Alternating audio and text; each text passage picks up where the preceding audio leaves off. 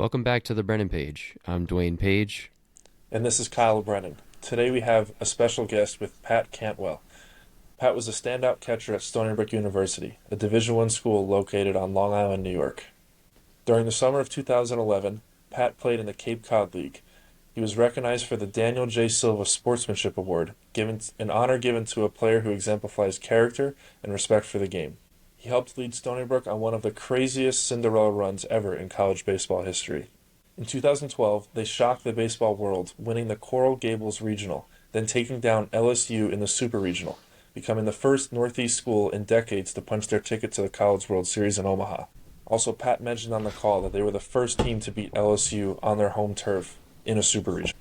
Pat was a key leader on that team, earning multiple all-conference honors and playing a pivotal role in their historic postseason run. His success in college led him to being selected in the third round of the 2012 MLB draft by the Texas Rangers. After his playing career, Pat transitioned into coaching and is now a bullpen catcher and Major League coach for the Rangers.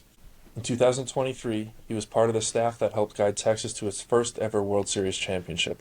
So Dwayne, Pat and I usually have a conversation every offseason or so. We catch up on where we're at with our contracts and what we're doing for the next year, and we inevitably get into this honestly wonderful coaching philosophy discussion where we talk about the grinds of pro ball and how to balance it and all that, and we got into that today, but I never had a chance to ask Pat about his experience at Stony Brook and how they went on this crazy Omaha run. And after hearing him talk through that, I was just moved the whole time listening to it. Yeah, it was really good to peel back the layers, getting his perspective as a player going through such a great run at Stony Brook into his minor league career. You could just tell listening to him speak about his story and his experience that this would all come to a head and benefit him as a coach. Loved talking to him about his philosophies, about making adjustments. Really enjoyed just having him here in general was such a pleasure, and I do appreciate having him on. Yeah, that's who Pat is. So everyone listening, enjoy this one.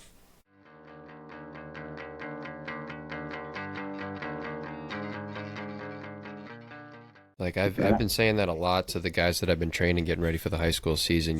Those atypical plays don't just happen in the game.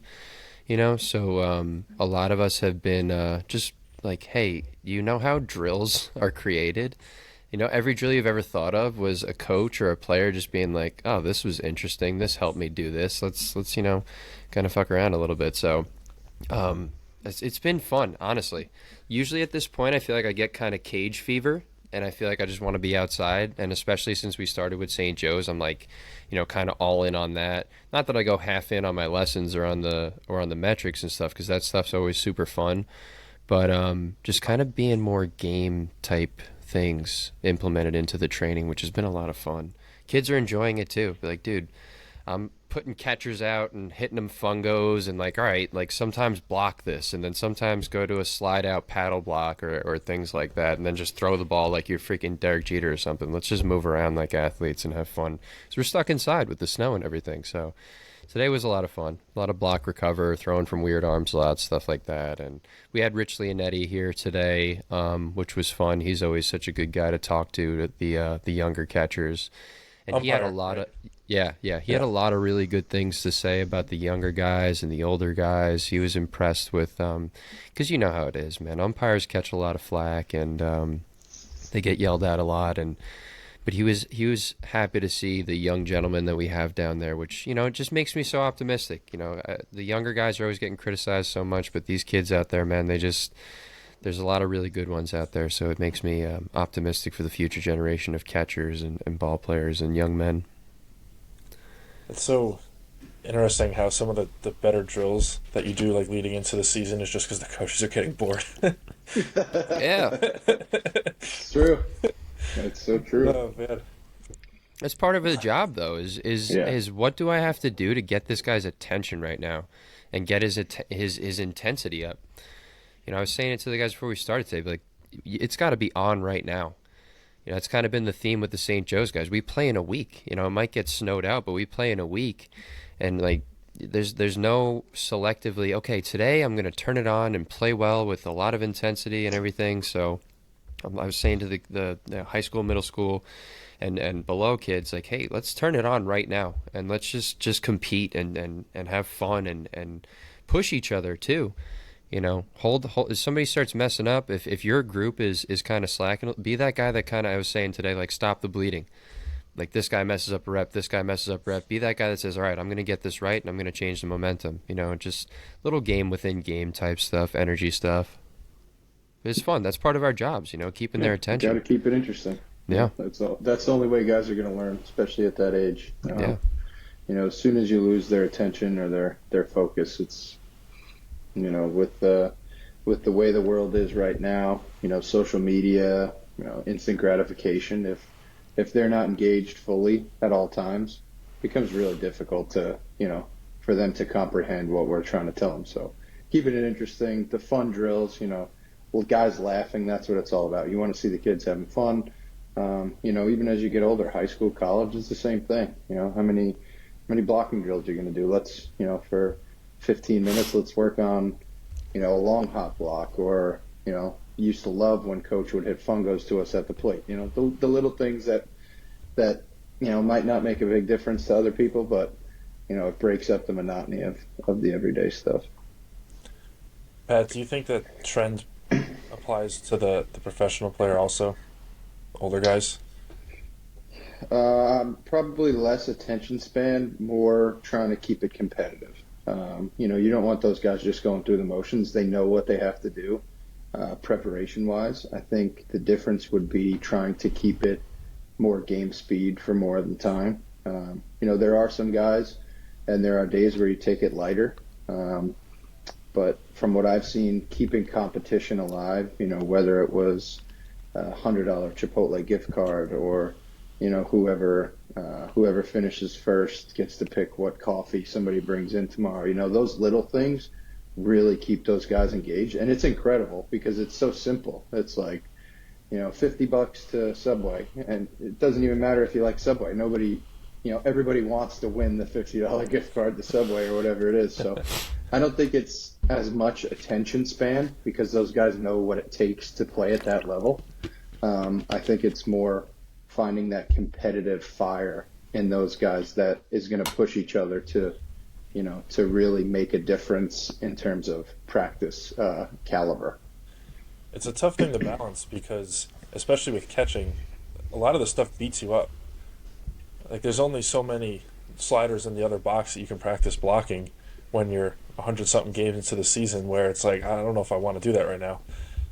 I mean, you're absolutely right, but it doesn't have to be blocking. It could be, at Stony Brook we used to have to take the, I don't know if it was called the IQ test, but it was basically 1 to 100, right? And you have to count backwards from 100, and whoever finished it first got like $10 to 7-Eleven. So it doesn't have to always be something baseball related. It could be a conditioning test, something in the weight room. With the younger guys, with the older guys catching. Bobby Wilson did a great job. Pop-ups. We would do pop-ups for a little while during spring. If you weren't playing, we'd go out to the machine.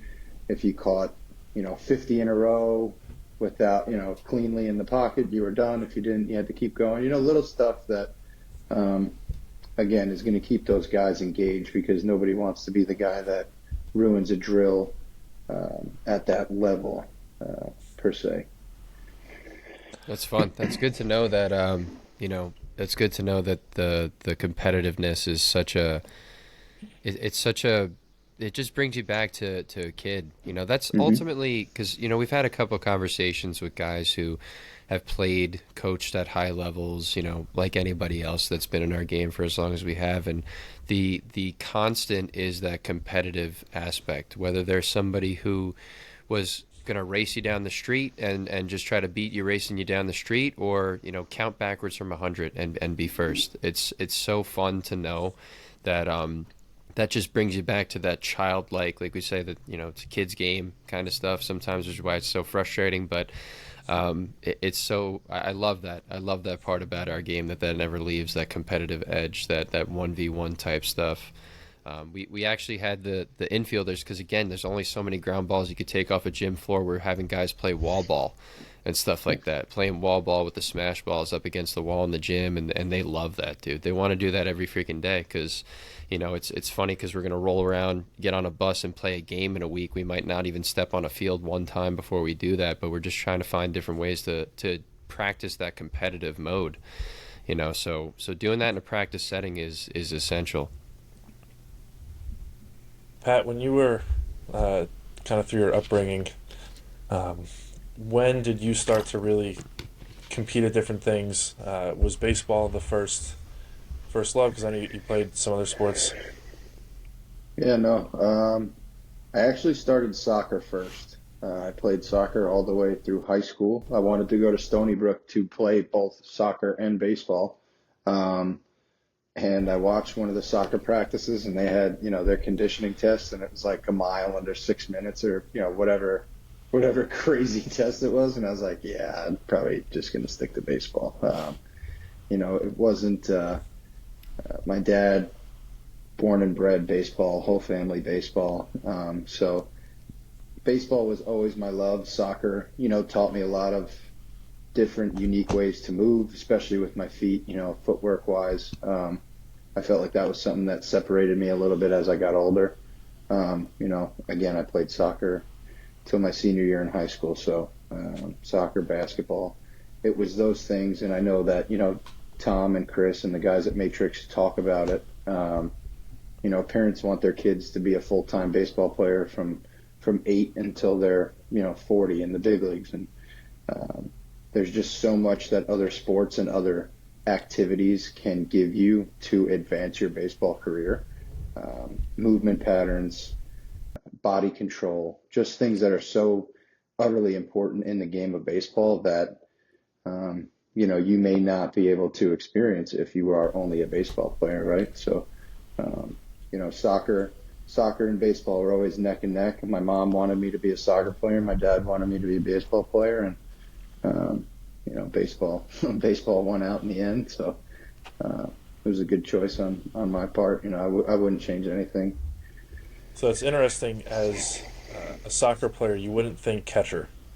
Just when you think of what a good soccer athlete moves like, what they're built like, and all that, you're thinking middle of the field, running after balls, or being athletic and change direction and those sorts of things. What was your how did your catching journey start? It's actually funny. We were playing in a 13U World Series game in New York, and it was a championship series. We needed to lose 2 games. I was a shortstop at the time, and if we won, we went to the top 8 teams in the country went to Texas. Um, Both games, championship game, first game, made an error at short, other team won. Second game, made another error, cost us the game. So basically lost us, the tournament in hindsight. And coach never put me back at shortstop. So I was a catcher from there on out, which is fine. Again, I loved it. I still do. But, that's kind of how I got slid into the full-time role of catching. I don't want to call it a punishment. It was more so we're going to give you a little break from shortstop for a while. And it kind of just blossomed into, hey, you're probably better back there than you are at short. So we're gonna keep you back there. So that's, At that's how first, it went. was it like a love at first sight kind of thing, or was it like I want to go back to shortstop type of thing? I mean, you guys know how it is with catchers, right? Like you always think you can play somewhere else effectively, and you always want to move around and run. I don't want to say it was love at first sight, just because I wanted that chance to redeem myself somewhere else on the field. Um, that sat with me for a while. I wasn't the most emotionally stable young baseball player. A lot of frustration. So, um, but yeah, no, it very quickly became something that I fell in love with, and I never really looked back after that.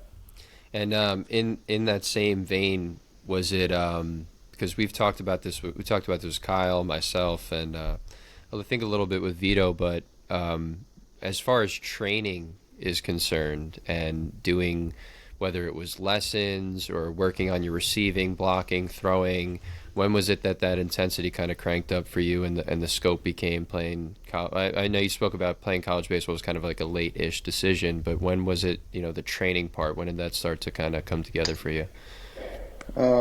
It's funny. I talked with KB a little bit about this and Logan O'Hoppy a little bit about this. I always wish that there was a program like Matrix when I was younger, like more catcher specific. The training aspect of it when I was growing up was just kind of at practice. Hey, so and so needs to throw a bullpen, and it was like, go be an athlete back there, go catch it, block it, do what you need to do.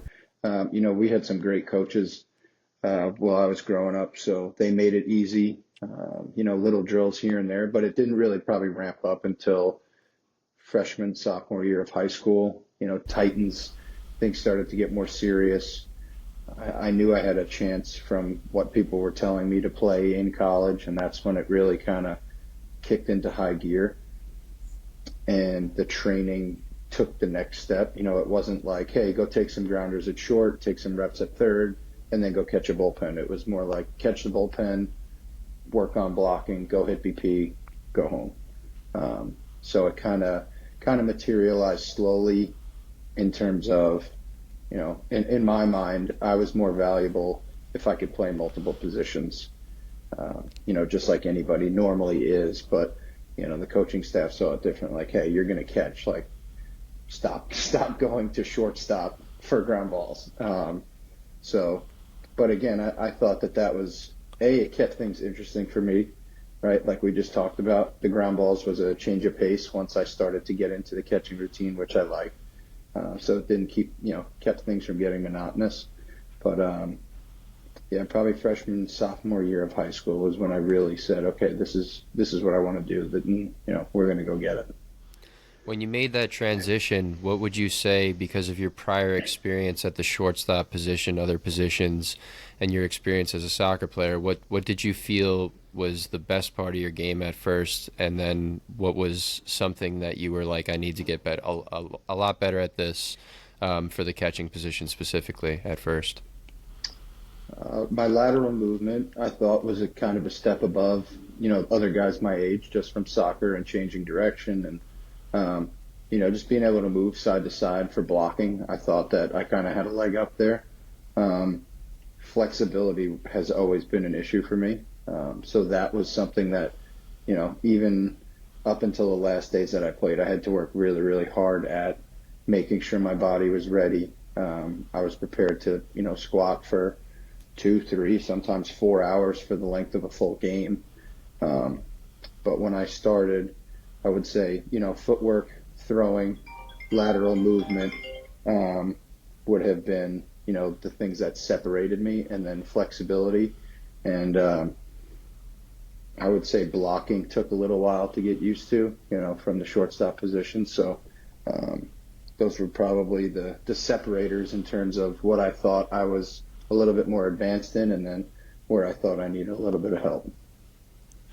Pat, from a leadership standpoint, it's easy, someone listening to you now or who's familiar with you, to say, this guy's coaching big leaguers and he played at the upper levels of the minor leagues and he's been to the College World Series as a prominent leader on a college team, and it's easy to see that kind of the end of it.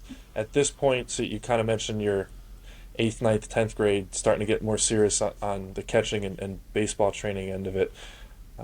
At that point in your life, what do you like with your teammates? Where's your focus in terms of surrounding yourself with others? Are you thinking leader or those types of things at that point?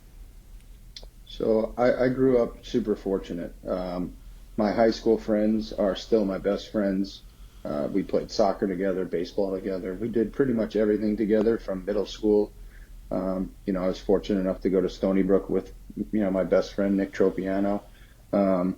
We both wound up getting drafted, but I think it just came down to a winning mentality. All of us challenged each other. Again, we talked about that competitive edge earlier, whether it was pick up basketball in the gym after school before practice, dodgeball in gym, getting to the car first, whatever it was, we were always challenging each other, and none of us ever wanted to lose. So I think having faith in each other, that the next guy was going to get the job done, really made it easy to, be an environment where winning was paramount, where winning was, what everybody strived for. And when everybody, again, is, pulling for the same thing, it makes it easy for, people to gravitate towards that. So I wouldn't say my focus was necessarily like, hey, I'm going to take control of this drill. I'm going to be the guy that stops the bleeding. That would probably more started junior, senior year, where it was like, hey, I want to be the difference maker, not a difference maker. I want to be the guy. Freshman, sophomore year, it takes a little bit of time to gain that confidence. You have to be in the positions, and your teammates set that up, right? Come up in a big spot, make a big play defensively, steal a big base. Your teammates set that up. You don't do that on your own. So I give all the credit to them in terms of, if anybody ever considered me a leader, it was just because those guys put me in positions, trust in me that, that I would be able to get the job done. And if I didn't, I knew that, whoever was there after me was gonna. Pat, as you're heading into Stony Brook now, what was for people that don't know, what was the track record of that program? What did you think you were getting yourself into? I'll be totally honest. I wasn't really sure. Again, soccer was still kind of on my mind at that point. I had gone on an official visit to St. John's. That didn't go well. I went on an official visit to CW Post that I liked. My mom loved CW Post. She wanted me to go there. And this Actually, is a two-way, or is this more soccer? This was more baseball. So for Okay. the official visits, this was for baseball. My mom loved the campus. She loved, everything about it. She really wanted me to go there. My dad liked the idea of Stony Brook. Nick Tropiano, who I just mentioned, he also went on an official visit there to Stony Brook. He loved it there. So he signed before I did at Stony Brook. And, we used to do Titans camps and play at their field. So I was familiar with the area and a little bit about Coach Sank. I knew that they had gone to a regional 2006. So that made, that excited me a little bit, knowing that, they were capable of playing at that level. So I'm not sure I could say that was the driving force there, but what really stuck to me was on my recruiting visit, Coach Sank basically just said, like, hey, if you're the best guy, you're going to play from the day you step on campus until somebody proves that, they're better than you. And in my mind, that was the first time I had heard that. And I wanted to go in and prove that I could compete and that I could play. So, that was kind of the end all for me. As soon as I heard that, I said, all right, that's where I want to go. I want a chance to play right away. That can So definitely be go ahead. motivating hearing that from a staff, especially going to a program that has experience winning, and you spoke about in your later high school years starting to come into your own and realizing the influence of the people around you and the kind of impact that you have. Because I know for me, environment and culture, even at a younger age, high school age, was important to me. Not only a place that you're going to win, but you're going to learn how to win in big spots and be around people that, reward that type of work ethic. So that had to be exciting for you to go on that trip. Yeah, I mean, that was kind of the way I thought about it in my mind. Like, hey, I've done the work, I've put in the work, I've done what I needed to do. Now it's time to see if what I've done stacks up against, these guys who are playing Division I baseball. So, like you said, finding teammates to put you in positions to win was important to me, and it seemed, Coach Sank seemed to understand that. So once Nick had signed, it made it really easy for me to then, kind of turn around and say, okay, like this is also what I want. So, I give all the credit in the world to Coach Sank for that recruiting visit because, like I said, as soon as he said that, I knew that, winning was a priority if the best guys are going to play. And, if I wasn't going to play, I knew I was going to learn from somebody that was better than me. So, in that regard, it was very exciting. So once you step on campus, what are your first couple year or two like?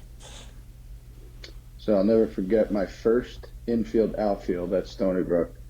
You know, doing cuts and relays, and uh, third baseman throws to first. You know, I'm the catcher behind coach, flipping him the ball. So the first baseman makes a throw that's a little high, and for whatever reason, I don't jump. Sails over my head, hits the backstop, and I don't have a ball. Coach turns to me, and, it's like, what the fuck? We don't jump? We don't jump anymore? And I'm like, oh man, like, it's like, so now I'm panicking, I'm running around. I turn around, I run, I go get the ball. He keeps hitting, and the first baseman, who was a senior at that time, came up to me after, and he's like, hey man, like, what happened? Like, it wasn't that bad of a throw. I'm like, I don't know. Like, I'm sorry. It'll literally never happen again. And I went home that night. I'm like, man, like this is what I signed up for. I want to be challenged. I don't know, to this day, I still don't know why I didn't jump for that ball. It's just one of those things where I saw it go high and I was like, all right, not realizing that I didn't have another ball. So first 2 years were good. For freshman year, I caught 30-ish games, so about half the season I caught. A lot of midweek games, a lot of travel days, which was fine. I was playing, I was doing what I wanted to do. Sophomore year, we had a fifth-year senior who had surgery the year prior. He caught every game. I played right field the whole season, 58 games or whatever it was. So, taking my reps at catching during winter ball, summer ball. I went to Sanford, Maine. I exclusively caught, and came back junior year, and coach is like, hey, you had a good year in right, but we're gonna put you back behind the plate full time. And I think I caught probably 98% of the games from my junior year through my senior year after that. So it was kind of a wild ride for that Was sophomore Sanford in year. the NECBL at that point? Yeah. Okay. Yeah, I've been there once. I just remember it being an absolute, like, we like to call fields graveyards, but Oh God. I Yeah. remember it was, Dwayne, it was kind of like Dowling, maybe a little bit further, hmm but with a higher fence. Is that Jesus, It that's was saying it was a something, night dude. it was a nightmare. I don't know if I saw a home run hit there all summer. Honestly, it was crazy. Higher than Dowling is insane, bro. Those yeah. fences are big there. It was like a prison yard. Honestly, it was ridiculous. They had That's the mascot was college like summer a ball. something. My Yeah, it was a moose. Yeah, yeah. oh man, what a It place. was it was a beautiful summer. Great place to play. Great fans. Great coaching staff. But man, you couldn't hit it twice and hit it out of that place. It was tough. So that's your summer going into your junior year, Yep. correct? So now you're thinking, okay, I'm going to catch. What are your expectations for that? Just kind of came in and said, I told coach, I don't ever want to come out of a game. I want to catch every single game. That's pretty much what I told him in fall ball. I said, do whatever you think you need me to do to be ready to catch every single game. You know, Obviously the year before I didn't really get the reps in my mind. Not that I deserved, because Etch was an incredible catcher. He deserved to catch every single game. Fifth year senior, he did everything right. Um, he actually came back from his surgery early. He was an absolute workhorse. So, you know, credit to him. And that was that situation where it was like, hey, he's better than you.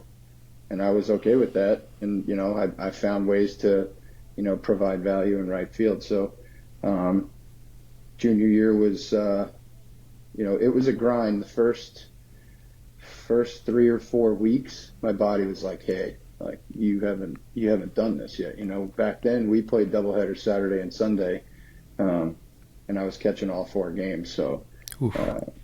it, I make that's my same reaction thinking about it now, but I wouldn't have changed it for anything. Yeah. I just wanted to play. So, and coach was always good. Like, hey, you good? You need a breather? I was, our second trip of the year, we went to Winthrop, and we played 4 games. All of them went 12 plus innings. Oof. So after the third game, he came up to me. He's like, hey, we were 3-0 at the time. He's like, you good to go game 4?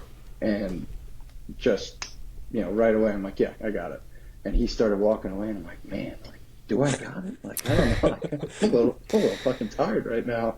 And I'll never forget. Well, Guys don't let me live it down. I came in like the 6th inning. It was like my 3rd strikeout of the 4th game, and I just very calmly took my helmet off, put my bat and my helmet, and I just put them in the garbage next to Coach, and I went and put my gear back on, and he looks at me and he goes, hey, it's like, figure it the fuck out. I'm like, okay. Like, I needed that little reality check. I needed somebody to challenge me on it. Not that I was feeling sorry for myself. I just wasn't used to the workload. And very quickly I realized, like, hey, we need to figure this out. So we came back from that trip 4-0, went to your strength coach, and I said, hey, like, we got to come up with a better plan that's going to have me ready to do stuff like that. So we did, and, kind of took off after we made that adjustment. It's good to know that you had people around you, whether it was, your coaching staff to kind of give you that little reality check, or that strength coach to help put together something for you, for your body to be able to withstand that kind of a workload. Because that's challenging stuff right there, man. That's challenging stuff. It's a testament, obviously, to your tenacity and your ability to get out there. Because, listen, man, I can hear this from you. I know Kyle's the same way, and I felt the same way when I caught. Is you're taking me out here on a stretcher because I'm not coming out of this freaking game, man. Like I felt the same way. I wanted to do everything I could to help my team win the game, and it's awesome to know that you had that group around you, whether it was for a reality check, like, hey, freaking sack up right now, or all right, let's figure out a way to help you take better care of yourself. that's also the culture of catching. I mean, that's what it was at that point in time. Just at this point in your journey, and you're in college. I'm in 10th, 11th grade, probably around 11th grade. So yeah, a few years behind. And like, these are the kind of stories that were being told at metrics or other more of like, this is what you have to do. The second you showed poor body language, or you were tired, or you were like, I don't know if I can catch that bullpen, it was just like, you will, or you're not playing this position. And Yeah. there's a pride to it. Yeah. And I think at the end of the day, your ego can be your worst enemy, but when you can have people that check it, like we just talked about, it's an incredible motivating tool as well. Like, hey, those guys are depending on me, so I need to figure it out, right? Like, it came down to just, I love to play. I just never, ever wanted to come off the field. So, whatever it took. And, like we talked about, the support system's everything. Those guys had faith that I could do it, so I'm not going to, not going to do everything I can to prove them right. I don't want to prove anybody, wrong. So, as detrimental as ego can be to some guys, when you use it like that, I think that it can, really take your game to the next level. Especially coming off a season where you talked about the 5th-year guy, the year prior kind of did that. It sounds like he did catch those kinds of games with that kind of a workload too. Did him as a catcher, did that kind of serve as some sort of inspiration to you? Did you feel like you learned anything from him in that year where he was healthy? Yeah, I mean, that's when I approached Coach at the start of junior season. That's why I mentioned, like, hey, I want to do what Etch did. I want to catch every game. Like, unless I break something, just pencil me in. Like, I'm gonna go. So it was, watching him do it the year before, I knew it was possible. My work, I knew he had done that his true junior year, senior year redshirted, and then he did it again his 5th year. So I knew it could be done. I had just never been tasked with that. So I knew it would be a challenge, but, in the same breath, seeing somebody else do it, makes it easier to accept and to say, okay, I'm ready for that same challenge. So I definitely took his work ethic with me, because he was normally one of the hardest working guys in the room, and I knew that was what it was going to take. I think you kind of you described it perfectly in regards to ego and pride in a sense of being able to do those kinds of things because it's like you're not going to be denied. There's no way that you're coming out and watching somebody doing it. I've never heard somebody describe ego in the way that you just did, and I think that encapsulates it really well. So, what were some of the different um, things you had to change physically? So, after you have that conversation with the strength coach, like, okay, I'm catching, what does that add up to? 35, 40 innings a weekend. Like, and then you got midweeks coming up and the whole thing. So, what are some of those adjustments like? A lot of it was flexibility. I never had the best, hip mobility like UKB. You used to be able to get real wide, real low. It was just, and still be so strong, in control of your body at that width. Just used to blow my mind at Matrix. I'm like, how does he move? Like, both my hips would have just been shredded if I tried to catch like you. So a lot of it was, again, I didn't do much catching sophomore year. So a lot of it was finding a new stance setup. And a lot of that was, um, you know, dynamic movements with the strength coach after lifts. We used to call it animal flow, basically, integrated version of yoga to try and loosen up my hips, increase my ankle flexibility, allow me to, take some of the pressure off my knees. Recovery was huge. I'm not going to say that, I was an angel in college. We went out, had a good time, but, once I realized that there was going to be that give and take, I took away from that aspect of life and I gave more to baseball, just in terms of preparation and realizing that, like, if I have a midweek Wednesday, I can't go get, wings and beers with the guys on a Tuesday. I need to get my priorities in order. So, as real as I can be, that was probably the biggest change I made, was just realizing, like, hey, if this is something you really want, you're going to have to take from somewhere else in your life and give time to the game. So, those adjustments, the off-season lifting became a lot more intense, a lot heavier weight, just strengthening the little muscles. So, it was kind of an all-encompassing overhaul of the way that I moved and trained. So, it needed to meet the demands of the position. Now, is the motivation here simply I just want to be on the field, or are you starting to think of pro ball? Because if I remember correctly, you were drafted after your junior year, also. Yes. Correct. So I was. Honestly, I loved to play. It wasn't even necessarily like, hey, this is a potential, reality that you could be drafted. It was, I love to win, and we did a lot of winning while I was at Stony Brook. I love to play, and I love my teammates. So it was, it made a lot of what I was doing really easy to swallow, because it was like, what else, what else would you rather be doing? So in that regard, yes, it was in my mind, like, hey, you could be drafted and this could be a real thing, but it wasn't the driving force. The driving force was just wanting to win with the guys that, that I had around me. I think it's a much healthier thing to focus on, because I want to be outside playing baseball. I want to be with people that are important to me. I want to do something meaningful, the competition of it. I think a lot of players, whether it's college guys thinking of the draft, or probably more so in high school kids thinking about college and whatnot, they're so focused on the destination of, I signed to go to this school, or I committed here, or am I going to play Division One, and they lose sight of the what the work is for. Um, Yeah. I mean, the process, right? I heard your talk last week with Coach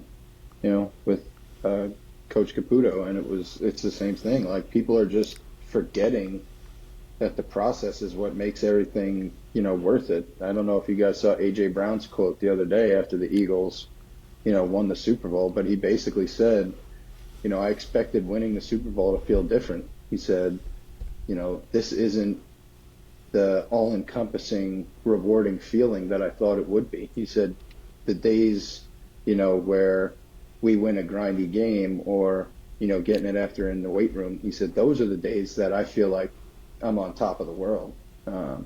So I think for any young guy, like that quote fully encompasses, what it takes. And the reality is that me loving my teammates and loving baseball, like that was enough for me. So that's what drove me. It was not necessarily like, hey, like, I got a chance to play in the minor leagues. I got a chance to get drafted. Like that was a byproduct of all the other stuff that we were doing and that we were enjoying. So, I think again, the process is just so lost in everything from, that we do in society these days. Everybody just wants to, click a button and have it be the easiest possible, scenario. But it's the long road that usually makes for the most successful stories. Yeah, and I find that when you can be process oriented and essentially be where you're at and give your best, like you described, to your teammates, give your best to your program, and give your best effort individually, that's ultimately going to fit a mold in some sort of competitive college program or for a professional organization. And I feel like it's kind of backwards with these travel players, high school players, and even college players, is that they see where they want to be and try to fit themselves into the mold, which, to be honest, a lot of people don't even know what that means. I can't tell you how many conversations I've had with guys that I train where they talk about being a college baseball player. I'm like, do you even know what that means? Do you know what that looks like? And essentially we start to talk about this process, which we all know what that means, but it can be different, but and we know what it looks like. It's something that it causes you to bring attention and alertness to the moment and what it is exactly you're doing, and as a coach, when you see somebody who's process oriented and who's exactly where they're at and focusing on what they need to do, it's all right. I want that kind of a guy on my team. I want that kind of a guy in my lineup. Yeah, I mean, I think you said it best, right? Culture is king. Mm-hmm. Those are the kind of people that you want to build around. So you start making these changes. It began with strength conditioning, just the mobility and the recovery stuff, and then that started to bleed into decisions you're making on what you're eating and your sleep and off the field habits and this and that. So how quick was that transition? Did that happen during that season and then you continued it? Was it you go kicking? Yeah. No, I mean, again, it came pretty easily because I enjoyed it. I enjoyed the challenge of trying to make those changes. It wasn't something that I would say happened overnight, but it was a pretty organic transition because of, the strength coach being with me 100%. He didn't just write me a program and hand it to me and say, this is what you need to do. He took the time to work with me one-on-one. He would text me before and after lifts, text me Sunday mornings, before games. It was, Coach Sank was asking me how I was doing. And, the guys saw what I was doing and they, I don't want to say they let me off the hook, but they understood what I was doing. So the pressure to, go and do all the things that college guys are doing wasn't necessarily, being forced on me. It was like, hey, Pat's not going to come out tonight. He's, we got a game tomorrow. So it was like, that made it easy when those guys realized what I was doing. And, so again, I think it happened pretty organically. I wouldn't say overnight, but the transition came to fruition pretty quickly because it was, if I wanted to play, that's what I had to do. It was my only choice.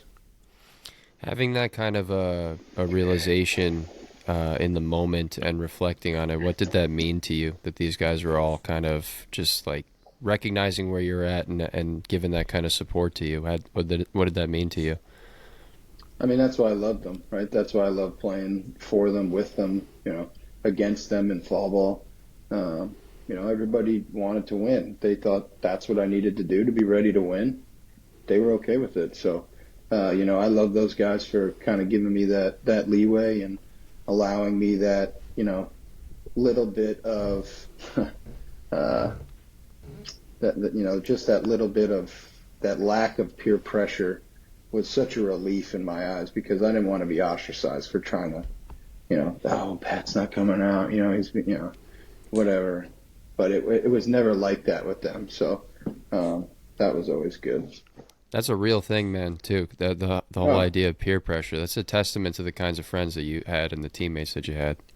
yeah, absolutely. I mean, I'd go to, I would take a bullet for any one of those guys, and I truly mean that. Like, that's not that cliche saying, like, I'd jump in front of traffic for most of those guys. So it's, but I know it's reciprocated. Was that core group, did they stick around for your senior year? Everybody but Nick Tropiano. Nick wound up getting drafted in the fifth round by the Astros. He wound up leaving. And ironically enough, obviously, 2012, we go to the College World Series. A lot of things went right for us, but our team, arguably, if you ask the guys from the 11 team that were there for 12, our 11 team was probably, a more complete team in terms of, preparation and readiness. 2012, our starting shortstop was a true freshman. We lost Tropiano to the draft. We had a lot of guys step up and get hot at the right time. That's what it takes to win. But we lost the first two games of the conference tournament in 2011, and we kind of went into it being like, oh, we got this, and we got the rug pulled out from under us, and it was a reality check for the guys that came back next year. But that team in 11 was as good as it gets. So. So what's that? So after you lose pretty unexpectedly in 11, it's tough in college because it's sort of like the season ends and then everyone's sort of like school's over. You sort of pack up and you head your separate ways a little bit. What was that like? Was there any sort of talks about the next year coming up, or is it more everyone's just sort of like, oh man, and then they focus on summer ball and a break? So the good part about that year, the realization was a lot of us went to the Cape for summer ball. I think we had like 10 guys place in the Cape Cod League. Oh wow! So we were all still very close that summer. Getting to see each other when we played. I was on the same team, Travis Jankowski. So a lot of the guys were doubled up on teams. So it became something of a challenge to us. Like, hey, we're all here playing at, this elite level with these guys from all over the country. Like, who's to say when we go back in 12 that we can't make a run at this thing? And that was kind of the belief that the 10 of us, or 8 to 10 of us, however many it was, took back to campus, and it kind of just took off amongst the rest of the team early in fall ball. You could tell that the hunger was there to try and atone for what had happened in 2011. That feeling of redemption strong for sure, because I've definitely been a part of some teams that you look at the pieces of it, coach some teams, you look at the pieces of it. This X amount of guys on a high school team end up playing college ball, and you say to yourself, we got a shot at doing something, whether it's a county championship, Long Island championship, regional tournament for a college team, and then, the game happens. But it's part of the reason why this game is so great when things like that happen. And I'm sure, the motivations for 2012 were that much stronger, having that kind of an experience. You come back with a little chip on your shoulder. And so what I'm kind of wondering too is being in the Cape and seeing that level of competition and seeing yourself be able to compete at that level. That had to add some fortification and in confidence, moving forward, because those are the kinds of guys you'll be seeing in conference tournament type stuff, regional round type stuff, and World Series type stuff too. So I'm sure seeing those guys added some confidence for the 10 of you that went up there. Yeah, I mean, I think a few of us made the All-Star team. So at that point, it was like, hey, we can compete with them. And Coach Sank and Coach Benucci, Coach Marin, they were great about, like, when we came back to campus, they kind of pointed out the guys that made the All-Star team, and they're like, these guys just played with the best of the best in the country all summer, and they were All-Stars. Like, this is your guys' time. Like, take it or leave it, we had a very small senior class. There was only 4 of us after Nick had, actually 3 of us after Nick had graduated or got drafted. So he's like, this is the last time you guys are going to get a chance to play with this group of guys, you know. So, you know, I don't want to say the pressure was on, but like you said earlier, the intent and the revenge factor, or, you know, however you want to, you know, label it, it was real, and we were ready for it. So it was incredible. How are you doing physically after spring and then playing in the Cape and then going through the fall, heading into 12? I was good. You know, mentally I was ready, and I think that had helped. You know, the fall ball and the indie workouts and kind of getting that individual time. Coach was great about, hey, you know, if you need a day, you know, maybe not go 100%. You know, it never happened, but, you know, just knowing that was an option was great. But mentally, again, the teammates that we had, it was always challenging each other. You know, who could hit the most line drives to the back of the cage? Who's going to mess up the ground ball drill?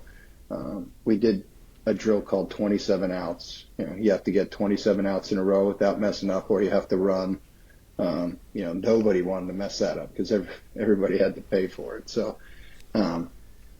it's easy when stuff is competitive like that. We've talked about that. So you know, go home. You're living with half the team. You know, I think we had 7 or 8 guys in the baseball house. So, you know, whether it was video games or, again, who can get home to the house the fastest, it was everything.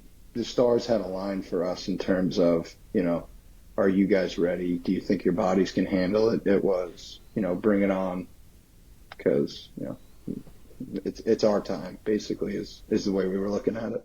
Yeah, so it seems like from playing, you know, PlayStation or whatever, competition wise, to lifts to 27 outs, that the intent to do something special was there. It seems like a lot of the conversations are probably geared around getting back and getting through and getting further and all those kinds of things. So you had to feel in the air that something was going to be, something special was going to happen, and you guys are going to hold each other accountable for those kinds of things, which is exciting. That type of energy is contagious, and it really is exciting stuff.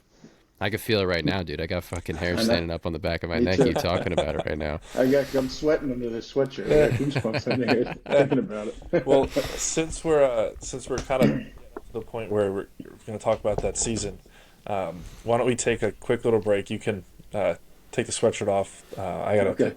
We'll come back in like a minute or two. We'll just leave it on. Cool. Yes, sir. All right.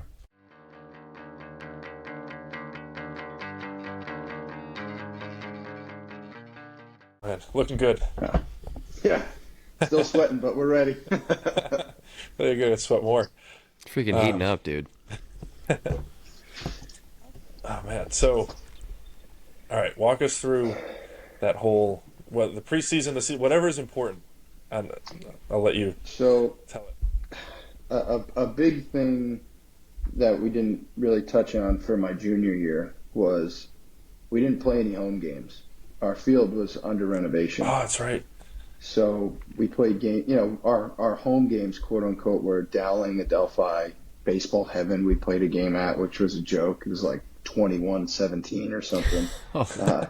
It was us against Iona. It was like 28 degrees. It was terrible.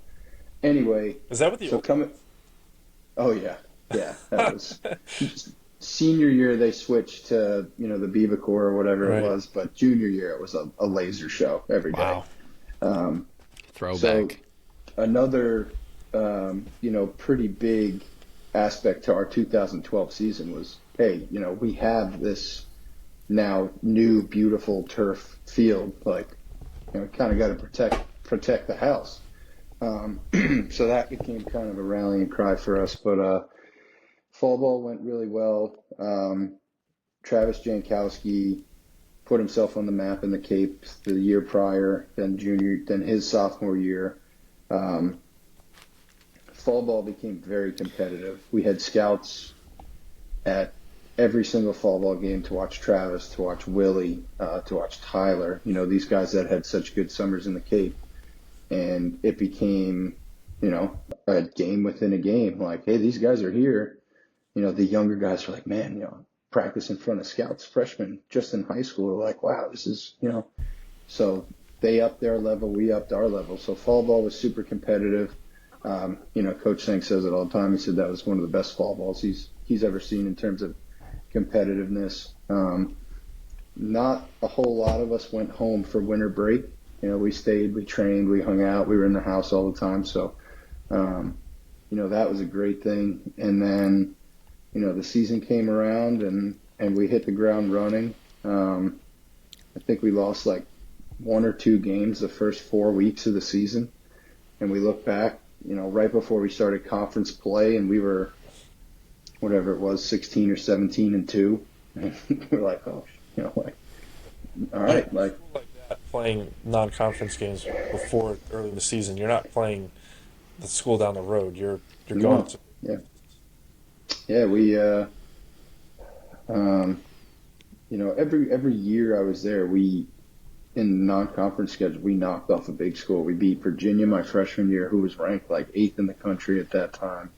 Sophomore year, we beat NC State, beat a couple other big schools. Junior year, same thing. Senior year, East Carolina, who some of those guys were on our team in the Cape. So, just really hostile environments for a school like Stony Brook to be playing in. So I think that helped us come, regional, super regional for sure. But we loved it. We ate it up. Nobody expected us to beat any of these teams, so we kind of fed off that. But we kind of took care of business in our conference schedule. I think we finished the year. We lost a game in the regional, game in the super regional, 2 the College World Series. So that's 4. We finished the season with 9 losses. So we only had 5 losses going into the regional. So we handled our business, and it was fun. Conference tournament. We kind of took care of business there, and then then the fun stuff started, and that's kind of how Coach Sank prefaced it to us, like, hey, you guys are playing with house money here. Nobody expects you to make it out of this regional. Nobody expects you to make it to the super regional. He's like, the only people that think you have a shot at the College World Series are the guys in this clubhouse. It was, I hate to say it's cliche. You hear the stuff in movies, like teams that go on these runs, and it was, you laugh about it now, but looking back, it's like, man, like all that shit that people say, like when underdogs win, that's exactly what, we were hearing and doing and living. So, in our regional, we played UCF, who had the best offense in the country that year, Missouri State, who had the best pitching staff in the country that year, and University of Miami, who had defensively the best season in the country that year. And we went out, we lost to UCF. We beat Miami game 1. We lost to UCF game 2. We beat Missouri State to go to the championship against UCF. We had to beat them twice. We wound up beating them twice. Travis Jankowski got drafted about an hour after we won our second game of that regional. We were still in the parking lot celebrating. Our families are down in Florida. It was at University of Miami, so that was incredible. Myself and a couple other guys wound up getting drafted the next morning on the bus ride back to the airport to fly home. So it was, even thinking about it now, it's like an exhausting, mind-bending, few months. But none of us would have traded it. Yeah, I'm thinking about it now. Again, I'm still like, man, like, we were so locked in that it didn't even seem like anything was different. We played. That's about as big of a distraction as you can get. That, hey, you're drafted pretty high and you're starting a pro career, but you're still in college and you have things to do.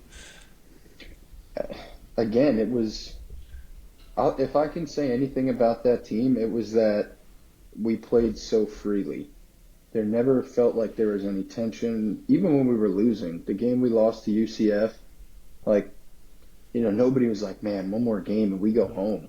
It's like, all right, we'll just come out, play tomorrow, and see what happens. It never became that uptight, uncomfortable, you know, have to win pressure. It was, we've been here before. We've seen this kind of talent before, and we can do it. Just gotta believe in each other, and that's what we did. But the weird part is, I remember like walking onto the bus and saying that I had gotten drafted coming down the elevator, but I don't remember the phone call at all. It was like, hey, like I gave Coach a hug at the front of the bus, and then we flew home. Like it was just another day. So, and at the end of the day, it is. It's just another day. It was something that was on my radar and something that I had hoped that I would accomplish, but we had, I'd say, bigger things at hand because that was our goal at that time. So, again, nothing was really going to change that. That stuff could wait. To your point, KB, just as great as it was, being with those guys in the moment they made it that much better. That's such a cool thing that, to put all the personal vendettas aside, because, I forget the number, but it was quite a bit of your teammates were drafted in that week or so. Yeah. But everyone's got their own, I'm going here. They're calling me. I got my agent. What am I going to sign for? Negotiating all while you're playing with house money in a sense. Yeah, it was. Again, everybody. We all got back. We had like 4 or 5 days probably before the selection show was in 2 days, and then 4 or 5 days before the next series. So, we went home. We had some beers. We had some laughs, and kind of reflected on everybody's journey in the season, and it was those are the things that I remember most about that time. Like the phone call is what it is, but I remember going back and we drank Keystone Lights pretty religiously in college, and that day we got to the beer distributor and we're like, hey man, like, let's get some Bud Light Platinums today. Like, let's spoil ourselves. Let's live it up a little bit here. So, but that's what made it great. That's what makes it great for the guys that are in college and in high school. Like, those are the things that you're going to remember more than the game. Some games stand out, but just shooting the shit with the guys, cracking open a beer, whatever it was, are the things that I'll take with me forever. It's so interesting to hear, now having yourself, Vito, and Cap on the other day, and we always get back to this. And actually, we started out this podcast talking about these things. It's like in the back of my head, I know that's going to come up, that whole concept of just being around the guys. Because for me personally, like we talk about motivations for certain things is, being a coach for a while is I want kids that I coach to have that camaraderie type of experience. That's what you want, because those are the things that you take with you for the rest of your life. You're talking about you're willing to jump out in front of traffic for these guys that you played these games with, these seasons with, and guys that you'll be friends with for the rest of your life. And that you cannot replace. The wins, like you said, the wins are big, and Mm-hmm. some games stand out more than others. This run is, again, having the hair on the back of my neck stand up. It's exciting. It's movie type shit, but the in between stuff is really so special. Yeah, I mean, that's, again, you could call that part of it the process.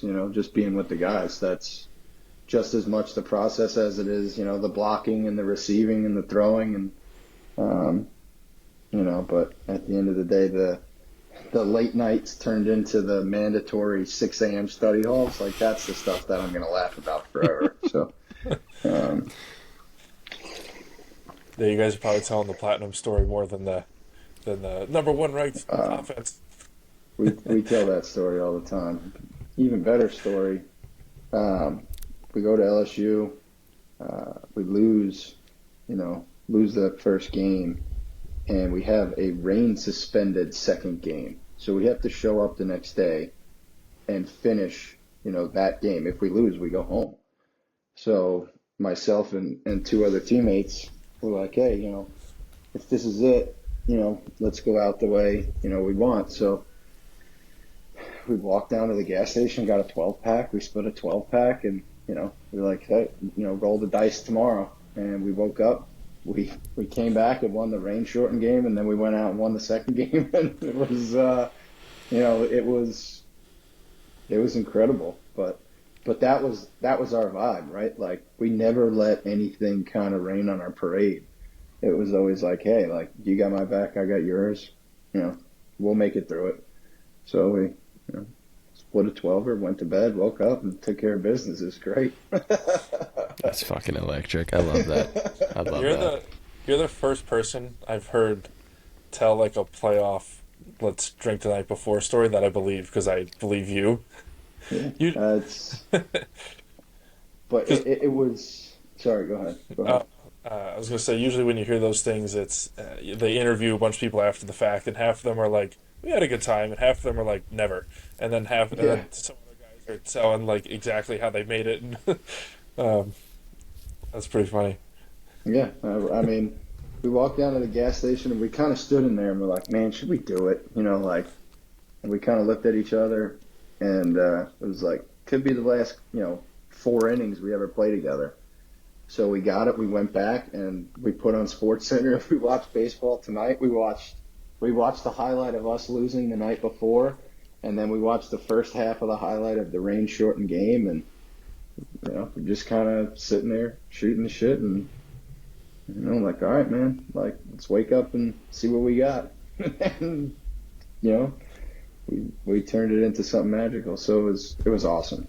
It was That's awesome. cool. Were you guys losing at that point with the continuation? Man, I want to say yes, but I really, again, I remember that night more than I remember the game. Yeah. I remember game 3. I don't remember at all losing game 1. Like, I couldn't tell you a single thing about that game. I remember the ending of the second, the rain shortened game. Gosman started it. We scored 2 or 3 runs off him to come. I guess we were losing because it was the comeback, because he was in the game to try and close the door. So we scored off him 2 or 3, wound up winning that game, and then they started him again the third game. So that kind of played into our hand. But we had kind of done that all year, right? We were playing doubleheaders Saturday and Sunday. In the bigger conferences, they played one Friday night game, 2 Saturday, and 1 Sunday. So in that aspect, it was probably better for us that we got the rain shortened game. The Northeast grind, as we were, Yeah. playing the cold and the double headers and 36 innings and 30 hours or something. All that, it builds you. You're not doing that in other places of other parts of the country. No. Even early non-conference, it was like, hey, we're going to Winthrop to play 4 games. It's like 2 Saturday, 2 Sunday, but Winthrop and Michigan already played on Friday. Like, they're still not doing that, So it was a blessing and a curse, I guess. For us, it paid off in the long run, but for other teams, kind of came back to bite them, I guess. So you don't remember the first loss. You don't really remember the game, that middle game. So I'll let you keep going. The third one I remember. The third one I won't ever forget. Frankie Van Derken started probably through the greatest game in Stony Brook history. The most important one, at least. And it was funny because he probably wasn't throwing any harder than 84. He just totally took them off their game. He got hit around in the first few innings, and I remember going into the dugout. Coach Sank looked at me. It was probably the 4th inning. He's like, "Hey, is Frankie going to make it?" We were short on pitching. Frankie's got it. And Franco and I kind of sat down and talked like, "Hey, man, like, they're really not hitting your fastball. Like, let's stick with it until they prove that they can hit it. And I think he went like 3 innings on like 27 pitches from the 4th to the 7th after we had that conversation, popping it up, rolling it over. And we kind of got in the dugout, and I looked over at Frank, and he starts laughing, and we're like, this can't be real. I haven't put down anything but a fastball in, three innings. And, I think he was at like maybe 123 pitches, something absurd, something that today's game would just never allow. And he threw the last curveball. And when he let it go, the video, I'm very delayed in like my celebration because I fully anticipated when he released it that this guy was going to hit it 400 feet. Like, I remember closing my eyes midway as the ball was coming, like, I don't want to see this thing get hit. And it went right in my glove. And like, you see everybody on the field start to celebrate, and then like you see me, I'm like, and then I take off running. But that pitch seemed like it was in the air forever. Yeah, it was just something I'll never forget. It was incredible. Again, like another moment where you're looking at not only the grind of this season, but like you talked about the redemption from the previous season, and on top of that, even more importantly, just being around the most important people, some of the most important people in your life, and from Sank having that conversation with you in your recruitment visit to going through the grind in that weird sophomore year where you're playing right field and that junior year defeat now, everything's kind of coming to fruition. That must have been, like you said, magical, man. That's incredible. It was so when we got there, we had a day to practice right on the field before the series started.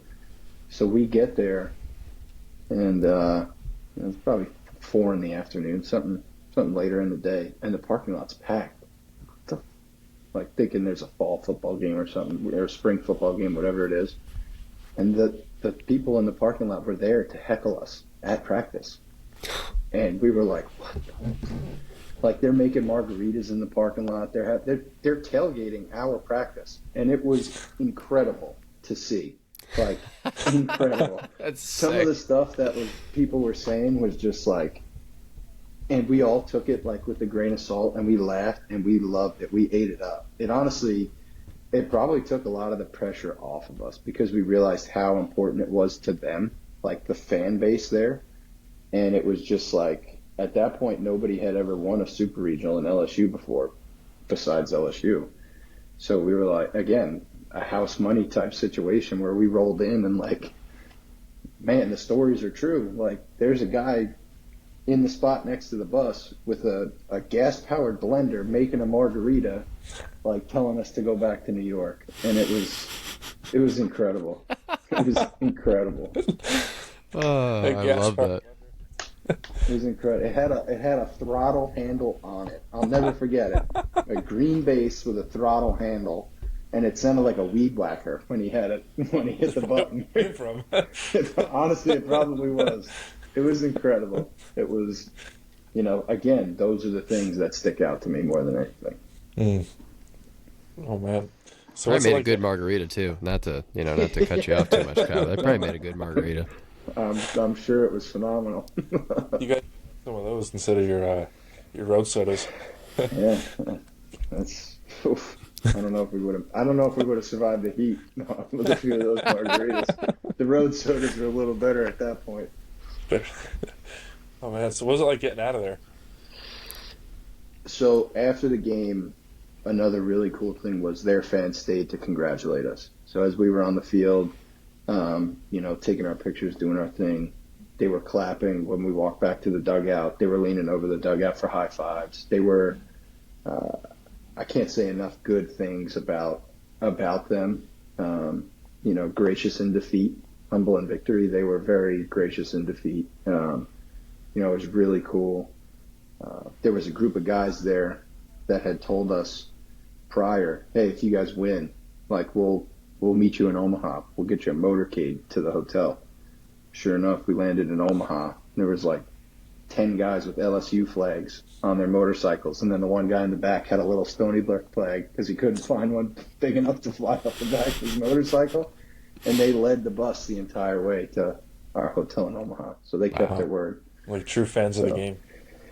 It was awesome. Getting out of there was a lot easier than we anticipated when we got there. So yeah, for real. So what's you had probably a week or another 4 or 5 days headed for Omaha. Anything happened there? We came back and some of the faculty and staff, some of the students left on campus, kind of like welcomed us back to campus. Very cool little ceremony. Not a whole lot, kind of practice as usual, just getting ready. And it was cool. Stony Brook chartered a flight for us and our family, which was great. Helped save some money. But no, nothing out of the ordinary in between. Business as usual. Headed out to Omaha. Really, really cool. They usually pick one team to rally around out there. They usually pick an underdog. So we were what felt like we were the Cinderella story when we got there. Everybody was, Stony Brook this, Stony Brook that. So that was really cool, very rewarding. And we wound up losing to UCLA and Florida State pretty quickly. We ran out of steam, and again, I remember bits and pieces of those games, but I remember Coach Sank afterwards in the locker room, and he got a little emotional, and then some of the seniors spoke, and we got emotional, and kind of a full circle moment in terms of everything everybody had gone through, and thanking each other for bringing the best out of each other, but also bringing their best to the table. We had guys step up that had thrown maybe 10, 15 innings in their college career, and they were, throwing 7, 8 innings in the regional, closing out games. It was, the more that I think about it, the more incredible it is because of just how everybody hit their stride and potential at the right time, and it was like lightning in a bottle. What's cool to hear is that you guys were such a close-knit team and good friends before all this, and then you got to, the winning and the accolades I'm sure are great, but to just get to go through all that with your best buddies is, like you said, full circle. I mean, the cool part was, as close as we were, our families were just as close. So, it was like, if we went out to lunch, it was like, you need a spot for 50 people. Because like moms, dads, brothers, sisters, us, Coach Sank was coming out. It was like, we were just always together, and it was super cool. I still stay in touch with almost everybody from that team, all their families I stay in touch with. I talk to the moms, the dads, the aunts, the uncles, everybody that was a part of, that season and the seasons leading up to it.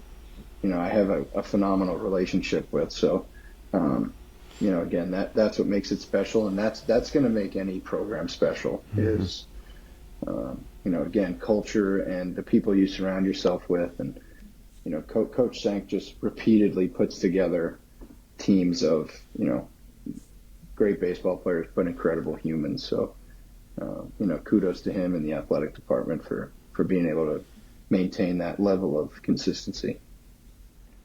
It's like that phrase, it takes a village, man, and it really did. That the community and culture is so huge, and I'm glad to see that such a program with that kind of a culture was able to have that kind of an experience, and you obviously wear that experience, and your teammates and their families wear that with immense amounts of pride.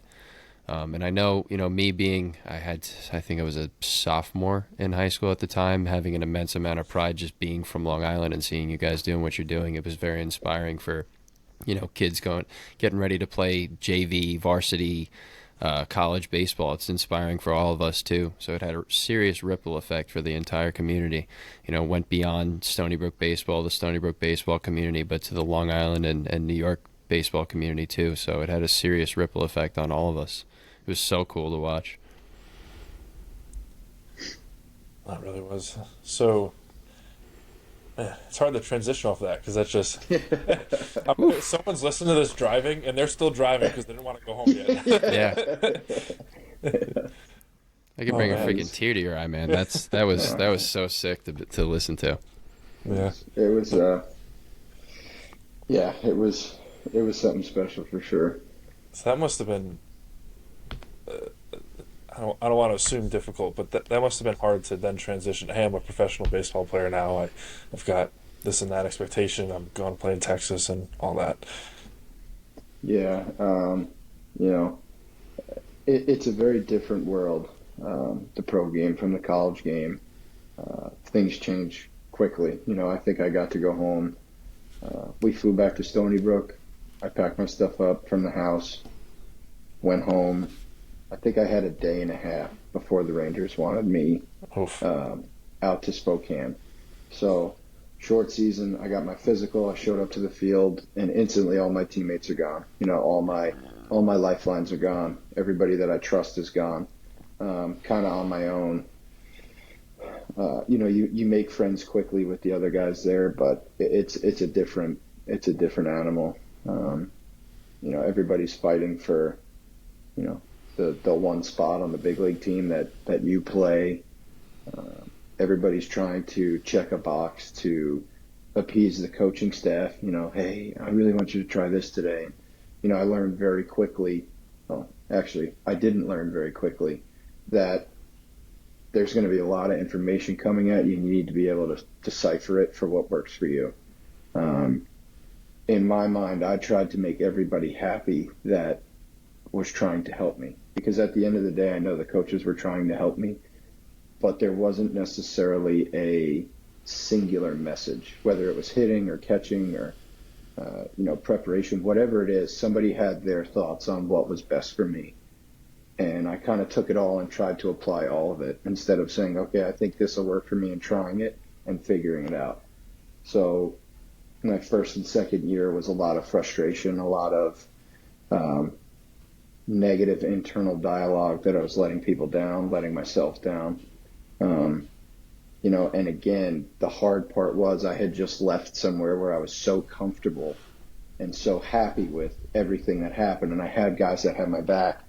And the dynamic just shifted, and it took me a little while to learn, like, hey, you know, not that they're trying to hurt you, but we need to be able to better decipher the material that they're giving you for something that works for you. And I think that, you know, I think that relates to anything in life. When we're coaching, you know, the younger guys, we have to be able to understand if we tell them something and they try it and it doesn't work. Maybe trying to get the same point across in a different way, or, you know, asking them questions. I never felt like anybody really took the time to ask, like, hey, what do you think is going to be the best for you? It was always, hey, this is going to work. Just do this. So, okay. Like, fuck, all right. No, you know, I'll go hit lefty, whatever you want. Is that what you want? Hit lefty. So, you know, it was a tougher transition than I anticipated. But, you know, again, I made a lot of good friends. You know, a lot of guys I still talk to this day. A few guys I was, you know, in their wedding party from guys that I played with. So it was things sped up on me a little bit after that. And, you know, initially I didn't handle them very well, but I finally started to settle into my own, probably my second year in pro ball. I think it's so important you bring that up, and thanks for sharing, because I think your experience is probably more of the norm than not. Mm-hmm. In terms of heading the pro ball, you got different voices, you're playing baseball at a level that's higher than what you had, maybe not yourself because you had played against some really good teams at the very end of your college career, but in general the level's higher.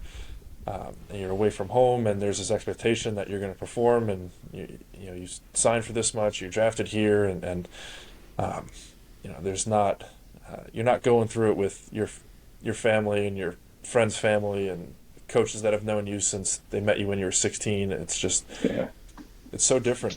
And not to say that players shouldn't want that, but I think it's only fair that they understand that that's what the experience is for, I would say everyone, but more than that. Yeah. I think the hardest part for me, um, personally, was that I felt like winning kind of took a back seat once I got there. And that was really hard for me to wrap my head around. I want to say I understand it now because I get development and teams trying to, give guys a leash to learn on and understand the game and learn to work as a team. There's kids that get drafted out of high school. They don't go to college. They maybe not had the same relationships that I had in college. So at the lower levels, a lot of learning is on the fly. So the wins and losses do take hits. Um, but for myself, coming from, I think we were over 500 every year I was at Stony Brook, and we had like a 14 or 15 game losing streak at one point, and nobody seemed to care, and that drove me wild. Like my frustrations, if I was struggling, were just amplified because the team was struggling. We weren't winning, and in my eyes, that meant that we were all failing, right? Um, so my development definitely took a hit my first 2 seasons because I was so concerned with winning and trying to win. And, if I just work a little harder, maybe things will turn, instead of taking the quality reps and kind of understanding where the organization was coming from in terms of, hey, like this is going to happen. These are growing pains. Like, don't worry so much about that. And I couldn't mentally come to terms with it. I still struggle thinking about it. You could tell I'm getting like little, you know, little jittery right now because at the end of the day, everybody, you want to win. That's what you want to do. But those are the levels that you learn how to do it. And for someone who had come from, the program I came from, it was just really hard for me to rationalize that in my head at first. It's like kind of learning an entirely new process, one that you're, because again, it's baseball. We want to win the game. You play to win the game. The old term, you play to win the game. But it's this new process that you're not really privy to, and there's a lot of information out there as to why it's good. But as a player, especially coming from where you came from, it's kind of hard to see. Was there something in particular that started to lift the veil for you, so to speak? I think that how you just described it, I never thought of it that way. It was a new process, and I didn't love it yet. Right? I was learning to love it, but I couldn't have said it better myself. That's an incredible way to put it. There were coaches who kind of took to me because they kind of understood my frustration. There are coaches who think that you can develop and win at the same time, right? So, those guys kind of took me under their wing and were like, hey, this is why we do it this way. And they took time to explain to me, why it was important and why it wasn't. And eventually, it never became losing never comes easy. I will say that right now. I never enjoyed losing. I never want to lose in anything. But I understood why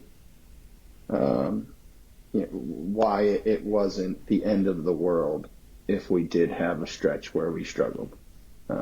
I did learn to cope with that in a more healthy manner, and that was a huge weight lifted off my shoulders because now if I was struggling and the team was struggling, I didn't necessarily feel like I was letting everybody down. It was more so, okay, how can we right the ship? How can I right my ship? And how can we kind of get back in a groove together? So I give a lot of credit to those coaches that pulled me aside because I know I wasn't the easiest to deal with at that point in my career. What was that realization like, or how did you think about it? How did you cope with it? A lot of it was talking with those guys. They gave me their numbers, and it was, hey, you got a bad game, give me a call. We'll talk it out. again, it was the realization was more so like, hey, you had 4 years of incredible experiences with an incredible team. So my checkpoint was that must be what it's like in the big leagues. Like that's the end goal for the organization, right? They're trying to build in the big leagues what you had at Stony Brook. And in my mind, it was like, okay, I can work to get there. And that was part of that process that we just talked about. Like, okay, now you need to take the right steps to get there again, right? You were there at one point. What's the process going to be to put you in that position again? And that was more so the realization, like, guys are going to be in and out in the minor leagues. That happens. Guys get sent up, get sent down. It happens in the big leagues too. But the premium in the big leagues is winning. And when you put the premium on winning, the clubhouse becomes more cohesive, more, more goal-oriented, more everybody pulling in the same direction. And the teams that don't do it struggle. So at that time, the Rangers had just come off of 2 World Series appearances. It seemed like that's what the clubhouse was like. So in my eyes, that was, okay, that's my next step. That's what I'm going to aspire to get to work to want to be a part of. So the realization kind of came when it was, there is a moment in time where I can get back to that. It's just not right here, right now. It seemed like a very smart way that coach had worded that to you. It seemed like he kind of met you on a ground that you were familiar with, using the example of Stony Brook, and that seemed like a very smart individual that worded it that way to you. He was my saving grace. He pulled me from the depths quite a few times. He just had, everybody's got that one coach or that one mentor that can just kind of, ease the fire a little bit, and he was that guy for me. And I was fortunate enough, I've crossed paths with him a bunch. I still talk to him. Just an all-time baseball lifer, and he was at that point, and knowledge is just incredible, but his understanding of people was higher than his understanding of baseball. And he just saw me spinning my wheels, and he's like, hey, you're never gonna, he straight up told me, he's like, you're never going to make it if you keep at it the way you're at it. And that's when he was kind of like, he broke it down in that way for me. And like you said, kind of the veil came off. I was like, all right, like, okay, like, I understand that. That's something that I can appreciate. And I straight up told him, it's like, I'm not going to sit here and laugh after we lose. Like, that's not me. And he's like, nobody expects you to.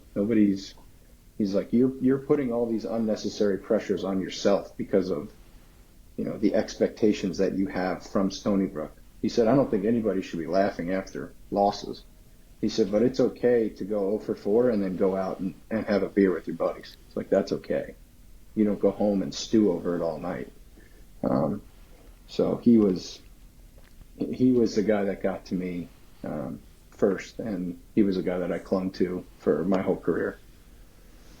Did you learn around that time or at some point later, learn, it's not something you really, I don't think you figured out, but did you start to improve at your ability to separate being on the field at work and off? Yeah, so funny enough, I had a really good conversation with Logan O'Hoppe about this when he first, got drafted. And I just told him, I said, you got to start to appreciate the little things, that come with the game. And a lot of my first 2 seasons, whether it was spring training or the regular season, it was, wake up around 11, go get food, go to the field, practice, play the game, go home, go to sleep till 11. And it just became this, what felt like overwhelming, I don't want to say dread, but it was just like almost like a depression, like what else is there kind of thing. So I told him, I said, hey, when you get to a new city, go find a good coffee spot. When you get to a new city, go find a nice breakfast place. Like, get up early and give yourself something else to look forward to. Because when you live and die, with the results from the night before, it becomes a very dark place very quickly. Even when you're going well, you don't go well forever. So, enjoy the bus rides with your teammates, play the video games. If guys are going to a movie, go to a movie. On the off day, do something that brings you joy in other places of your life. Because when you're happy elsewhere, like, it makes going to the field so much easier. There's just a levity to your game when you're not living and dying with the results every single night. It's such a powerful message. I mean, I think we've all experienced it, but I can say for myself that there were times during my first year of pro ball coaching, it was like towards the back end of August, and I wasn't doing those things to separate. I was worried about, we've had this conversation privately, but like contract renewals and what am I doing with this? And it's that point in the year where you're starting to ask yourself, like, what am I doing this for? And I remember going to the field, and it's like, I don't want to be here. And Yep. it's not that I didn't want to be around baseball. It's not that I didn't want to be around the guys. It's not. I just didn't want to. Like, today it felt like 3 weeks ago, Yeah. and that was the best experience. Yeah. Right. So And I get that. To my core, I get that, because my first 2 years was like, even during spring training, guys were like, dude, well, like, what do you do when you get home from the field? Like, well, I eat, and then I sit in my room and I think about baseball. And they're like, that's not going to work. Like, these guys were always the happiest guys at the field. They would go bowling, they would go see movies, they would go for hikes. They did all this stuff together. There was this group of guys that I gravitated towards, but I was afraid to fully commit because I thought it was going to take away from my playing ability. But in reality, if I would have done it sooner, I can confidently say that it would have enhanced my experience and it would have made it so much more memorable for me. But it just wasn't the way that I was thinking at the time. that is such a hard thing to understand, especially It's a from hard someone. thing to admit. It's a hard thing to admit to yourself too, because it's a game Oh, that you yeah. love to play, and I think at all kinds of levels, whether it's, I mean, at the professional level, I'm sure the stress is really there too. It adds to it, and it makes it feel like that's the right thing to do. Again, I can't relate personally, but from what it sounds like, it's the pinnacle of baseball, playing at the professional level, and it feels right to say, okay, all I do is baseball. But what's made you up until this point was your ability to have those kinds of experiences off the field with with your teammates. Like you'd said, play the video games, have the Bud Light Platinums, have the family experiences and those kinds of things. It's what allowed you to play so free and easy in that 2012 year. So you kind of got away from that process in a way, even though it felt like I'm sure it felt like the right thing to do. You're like, I'm playing professional baseball. This is my life. This is all I do. This is all I should think about. So it's good that you had those people to kind of pull you in other directions. Yeah. And that's said perfectly. And if I could have just said, okay, what was the separator, from Stony Brook till now? And it was just quality of life outside of baseball. Like, what was I doing that wasn't baseball that made me happy? Because when I got to the field and we were all laughing about what happened the night before, it was great to be at the field, right? Like, so hindsight's 2020, but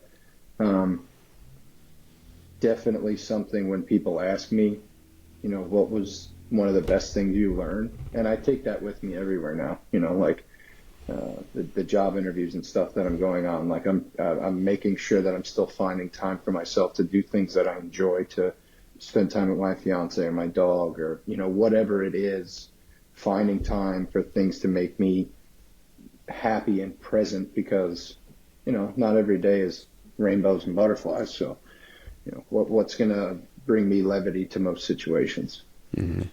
You had said something very similar to me when we had a conversation a few off seasons ago, just talking about, like, hey, what was the year like, and this and that, and you were telling me that, like, you especially as a coach and at the big leagues, is just another animal of the time demand and the lack of break and all that. But one of the things you had said that I still remember is, like, you need to spend, whether even if it's just an hour, but like some amount of time each day where you're doing something that helps you disconnect, that's nurturing. I think you mentioned that you do like an hour workout, and then you'll read or some Hmm. combination.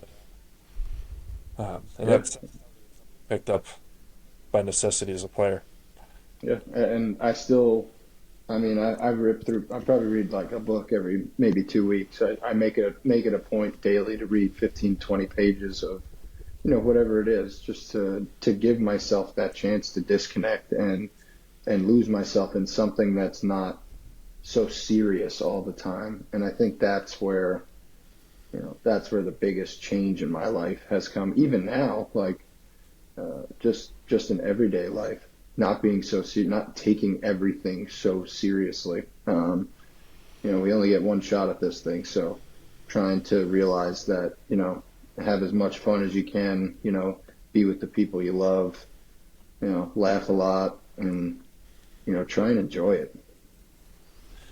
Pat, this is very, uh, I'll take your word, just full circle for me personally, because in the professional side of things, the grind of the season and all that, I relate to this through and through. Hmm. I live it during the season, and then all the players that I'm trying to help are they're going through it much stronger than I am because the success or not is tied to them, and so I relate to that so strongly. But then at the same time, growing up or coming up through late high school and then in college when I was at Metrics, and that's where I really got to know you a little bit, is when you were around as a double A, triple A level player that was coming back in the off season to help coach us. Um, when you were around, always had such a infectious energy of like you just felt good whenever. And I'm not the only one who thinks this. You just would feel good being around you. And it wasn't Hmm. so much that you like, hey, you're the man, and give you compliments or making jokes. It wasn't like anything fabricated. It was just you have that just aura about you. And the reason I bring it up is because you can be like that as a teammate, and that's who you are, because you care about who's around you and other people, and you're concerned with the well being of others, and then at the same time be struggling with these types of things, that the personal demand of it. And I again I bring it up because you wouldn't see that based on title or some guy walks into a place and he's wearing a Ranger sweatshirt. You're like, oh, that's so and so, or this guy won these things in college. You're like, oh, that's so and so, but there's a lot more to it. So it's a long-winded way of saying I appreciate you being very vulnerable and honest. I Uh-huh. knew that. I was gonna say I, I wanted to have this Go ahead. conversation. Sorry. Sorry. These are how our talks go. So I'm just really happy and grateful that uh, you're doing this with us. No, and I appreciate all the kind words. It's a lesson learned for me that I hope again, anybody who asks me what's the most important thing, A, you would tell your younger self, or B, what's your advice for younger players? It's like find joy in things outside of baseball. Like don't make it who you are as a person because it will chew you up and spit you out, right? Baseball is something that we do. It's something that we love. It's something that we want to share, something that we want to enjoy. But when you live and die with every result, and I think that the pressure on kids now, from their parents, from social media, from every angle, is taking the joy out of the game. And I think that goes for everything, whether it's baseball, basketball, soccer. Youth sports have changed drastically. Um, you know, one bad video posted to social media can destroy you.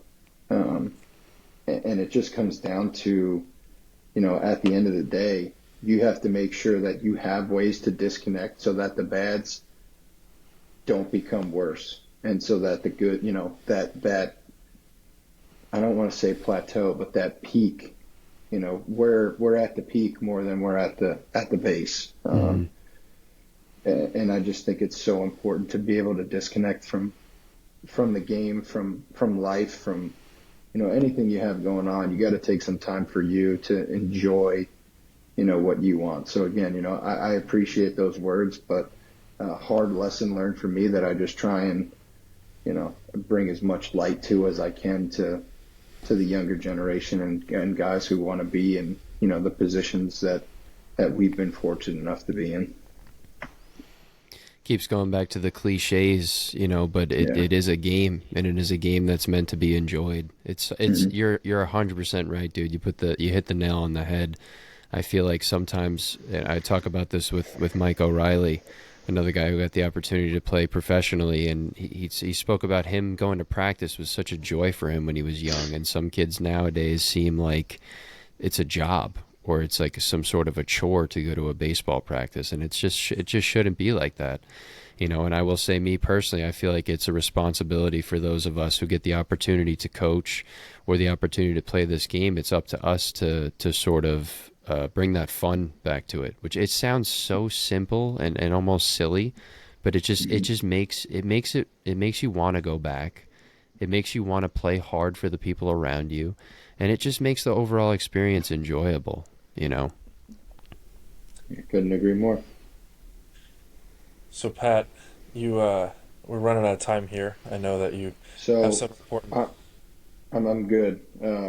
My nephew's going to go home with one of his teammates, so we got a little bit longer. Oh, okay. Yeah.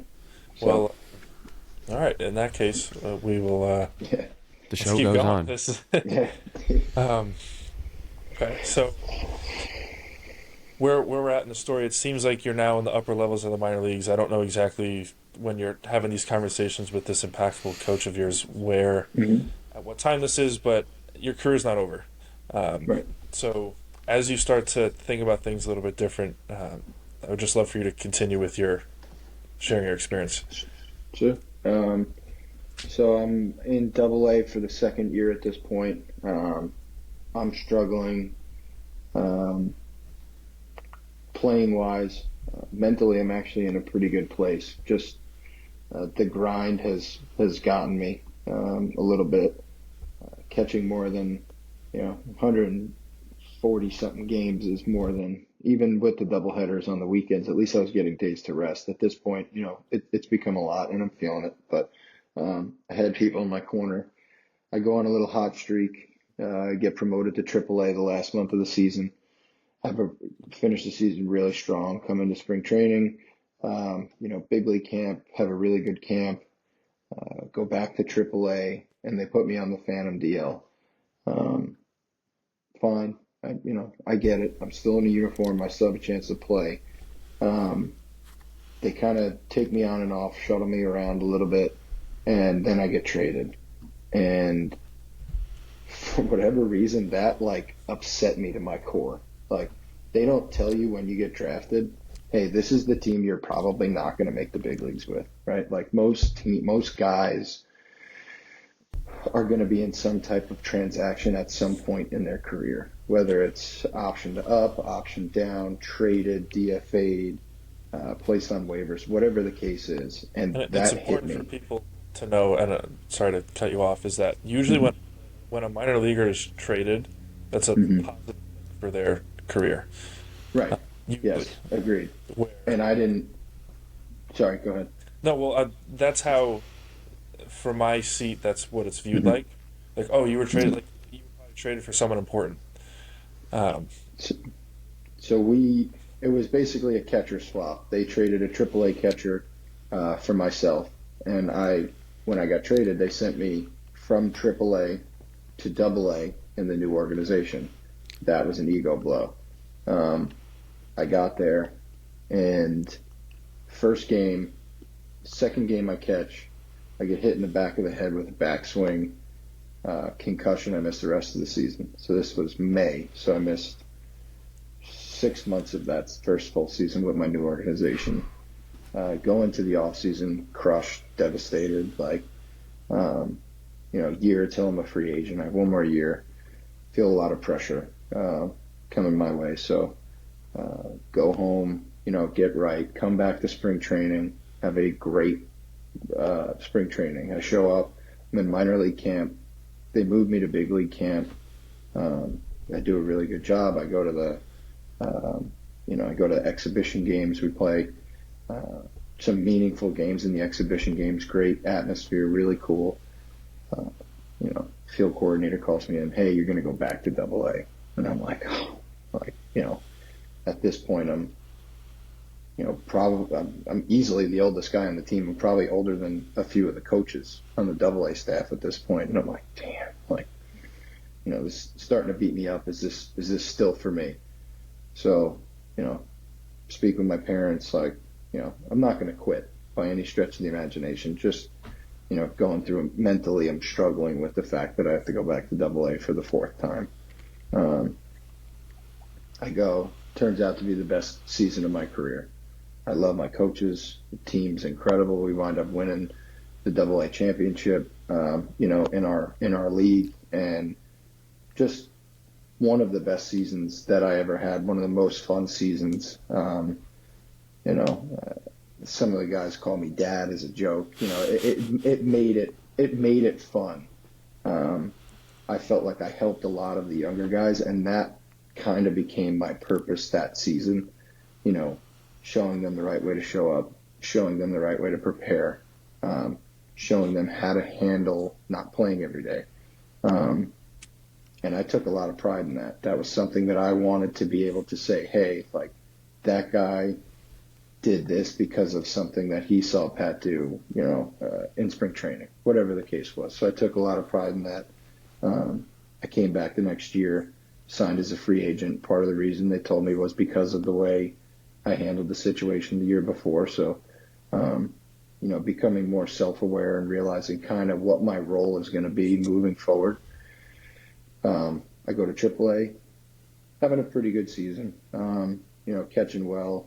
Offensively, I stink. I've always struggled offensively. I take 2 foul balls off the mask in late May, and wind up suffering another concussion. I miss a month and a half. Come back, and the guy that was playing behind me has turned into, an elite force behind the plate. And I understood that. So field coordinator calls me in. He's like, hey, not really sure how to tell you this. And I'm like, you're going to put me on the Phantom when I go back. And he's like, how'd you know? It's like, I watch the games.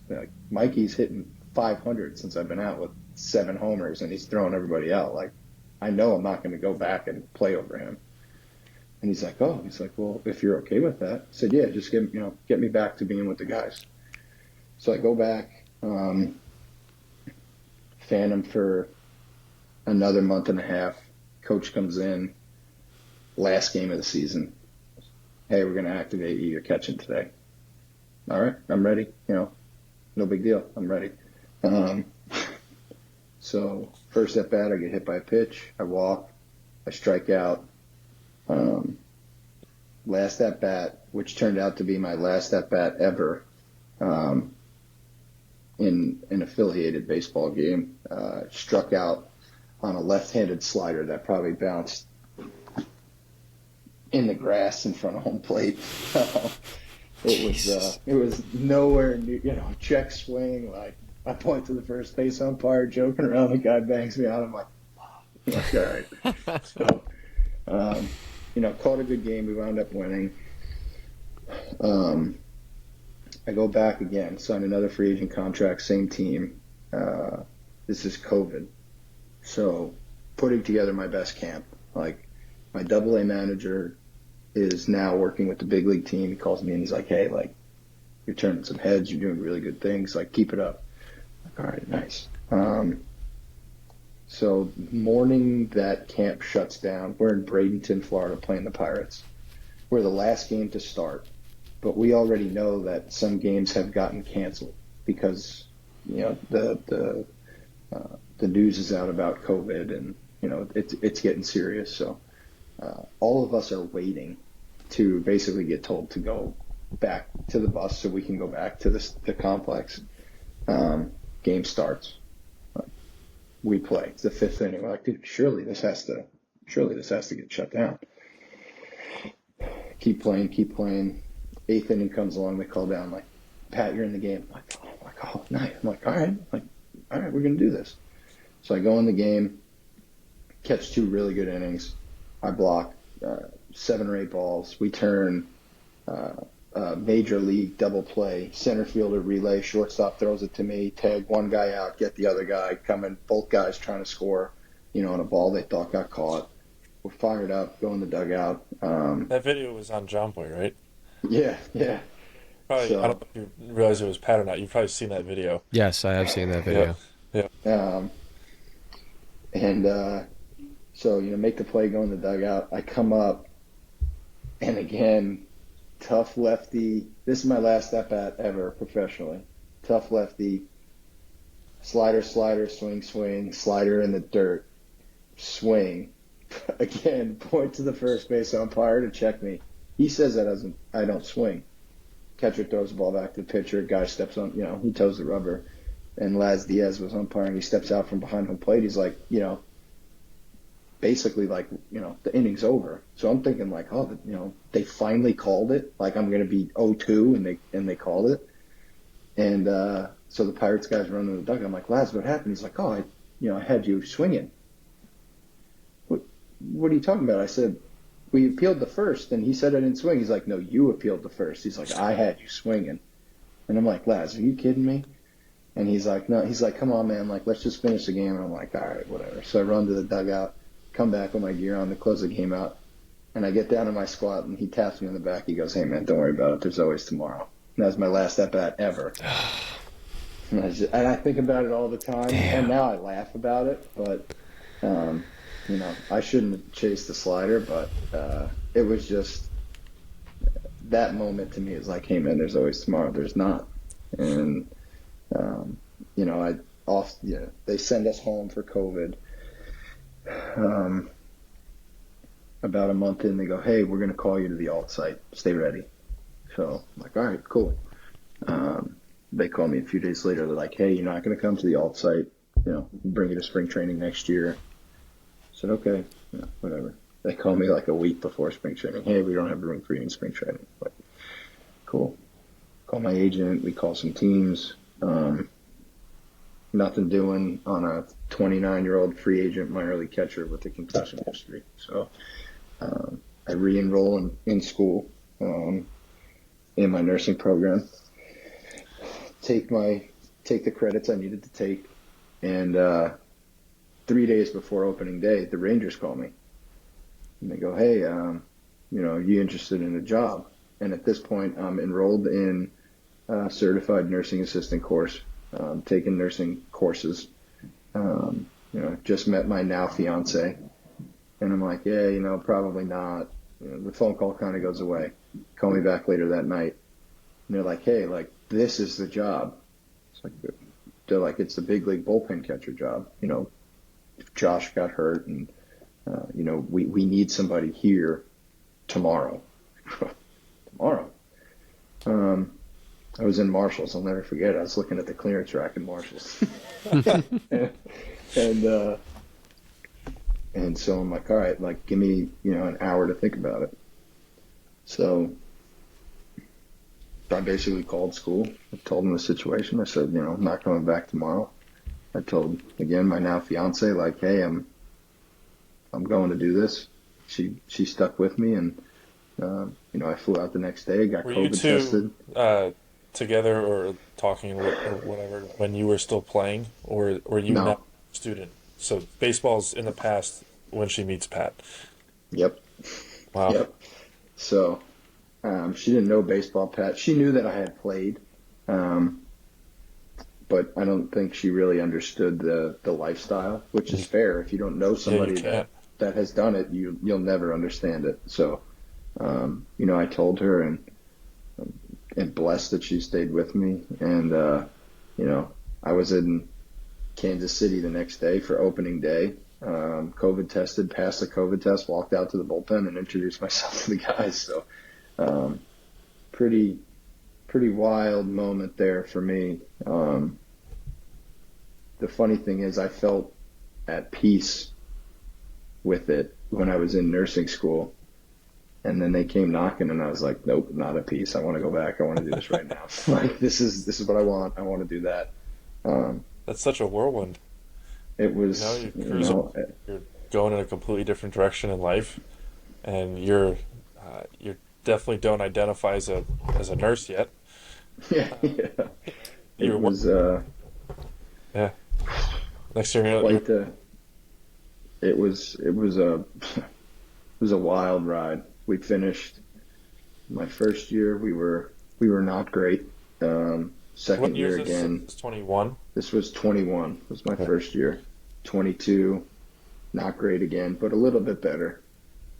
Going into the off season of 23, we made some signings that were you know game changer for the organization in terms of player value, and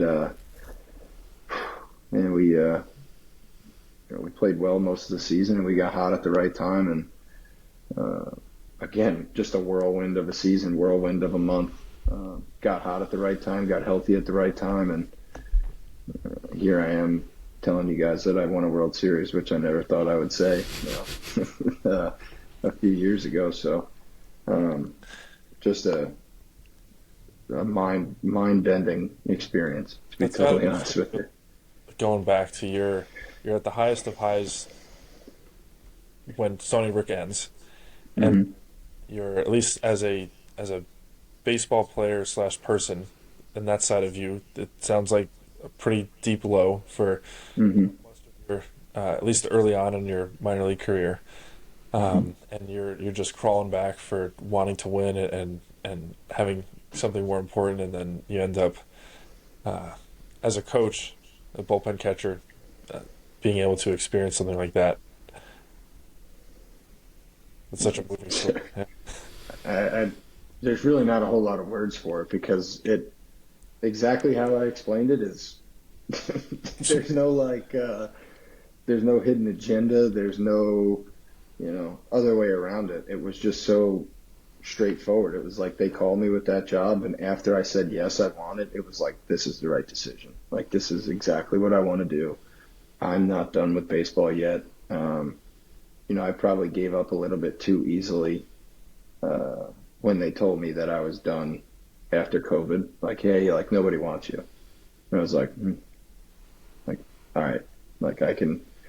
At the end of the day, it is a business. I understand the injury concern with my concussions, and I was also thinking about quality of life down the road with kind of the stuff that I had experienced. So um, it came down to it. It was like, hey, you get to still do what you love. You don't have to worry about chasing sliders, and you get to be in a big league clubhouse. I said, where do you want me to sign? So um, just a truly, truly, you know, fortunate and blessed to have been in that opportunity, and for the Rangers to have thought of me in that moment. So just an incredible experience.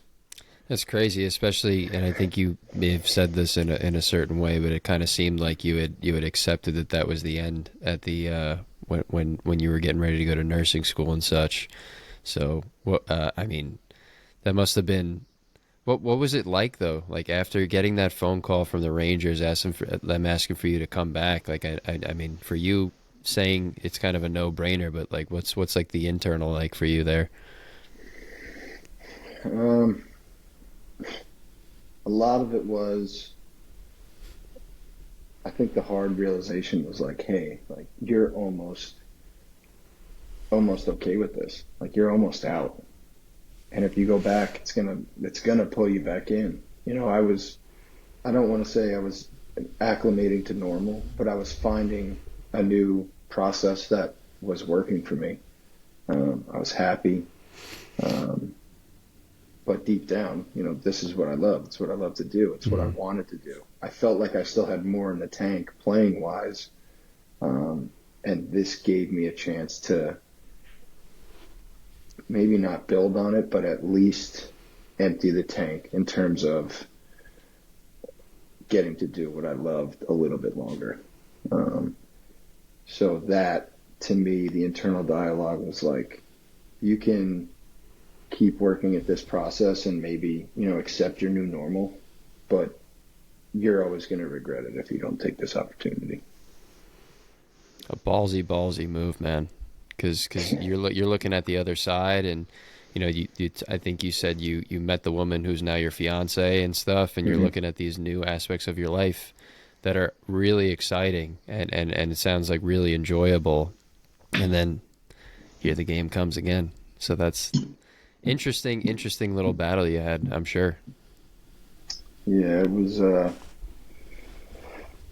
that whole first season kind of back and forth. We had a terrible year. I think we won like 60, 63, 64 games or something. I think we lost 100 games, so won 62, and it was like, as awesome as it was, again, the winning wasn't there. That was frustrating. We had a lot of changes, GM, president of baseball operations, like just a lot of moving pieces that I had never appreciated on the player side. It's always like, man, I wish I was a fly on the wall for those meetings. Well, here you are sitting in the middle of it, like hearing everything that goes on.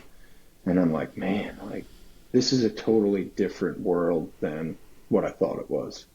And it put a lot of things into perspective for me. When you're playing, you don't get to see that side of it. You don't get to know why decisions are made, and you wish you did. And now that I'm on this side, it's like, I wish I never knew how decisions were made. I wish I never knew, why things were done this way. Ignorance is bliss in some cases. And, again, that first year was really difficult because I kept thinking like, hey, you were, a semester or two away from having a full-time job and having a normal schedule and doing this and doing that. But when the season ended and I got to go home, I was like, okay, like you made the right decision. It was, it was, I have no regrets is the only thing I could say. I did what I wanted to do in the moment and I don't regret it. When you're like, as you described, that fly on the wall and those kinds of conversations, what kind of advice you think you'd give to a younger version of yourself who's just getting drafted and getting ready to play some professional baseball? Understanding that it's a business. Not every decision is based on performance. Some things are out of your control. You can do everything right, just like in the game. You can square it up, throw it where you want it, hit the bag perfectly, and you're still gonna line out, still gonna give up a homer, and you're still gonna get thrown out trying to steal. It's at the end of the day, it's a business, and the transactions that are made are, a lot of the times business transactions. So, just being able to take everything that happens with a grain of salt, understanding that you can only control what you can control. And being in the situation that you've found yourself in now, and I kept thinking about this as you were describing your player experience. I can't help but think that as a leader and as a mentor to some people, that this has really helped you in those regards, because you're speaking from a perspective that you had a good mentor, you had somebody to kind of pull you out of those depths. You have this knowledge, you have this experience. I have to imagine that your approach to helping others through this process is honestly, like, I mean, I'm grateful that I'm grateful that you're in this game and out there mentoring people and providing these kinds of perspectives for people, because it seems like you've been through, a roller coaster. I feel like is not describing it very well, but that's the words that come to mind for me. Yeah, no.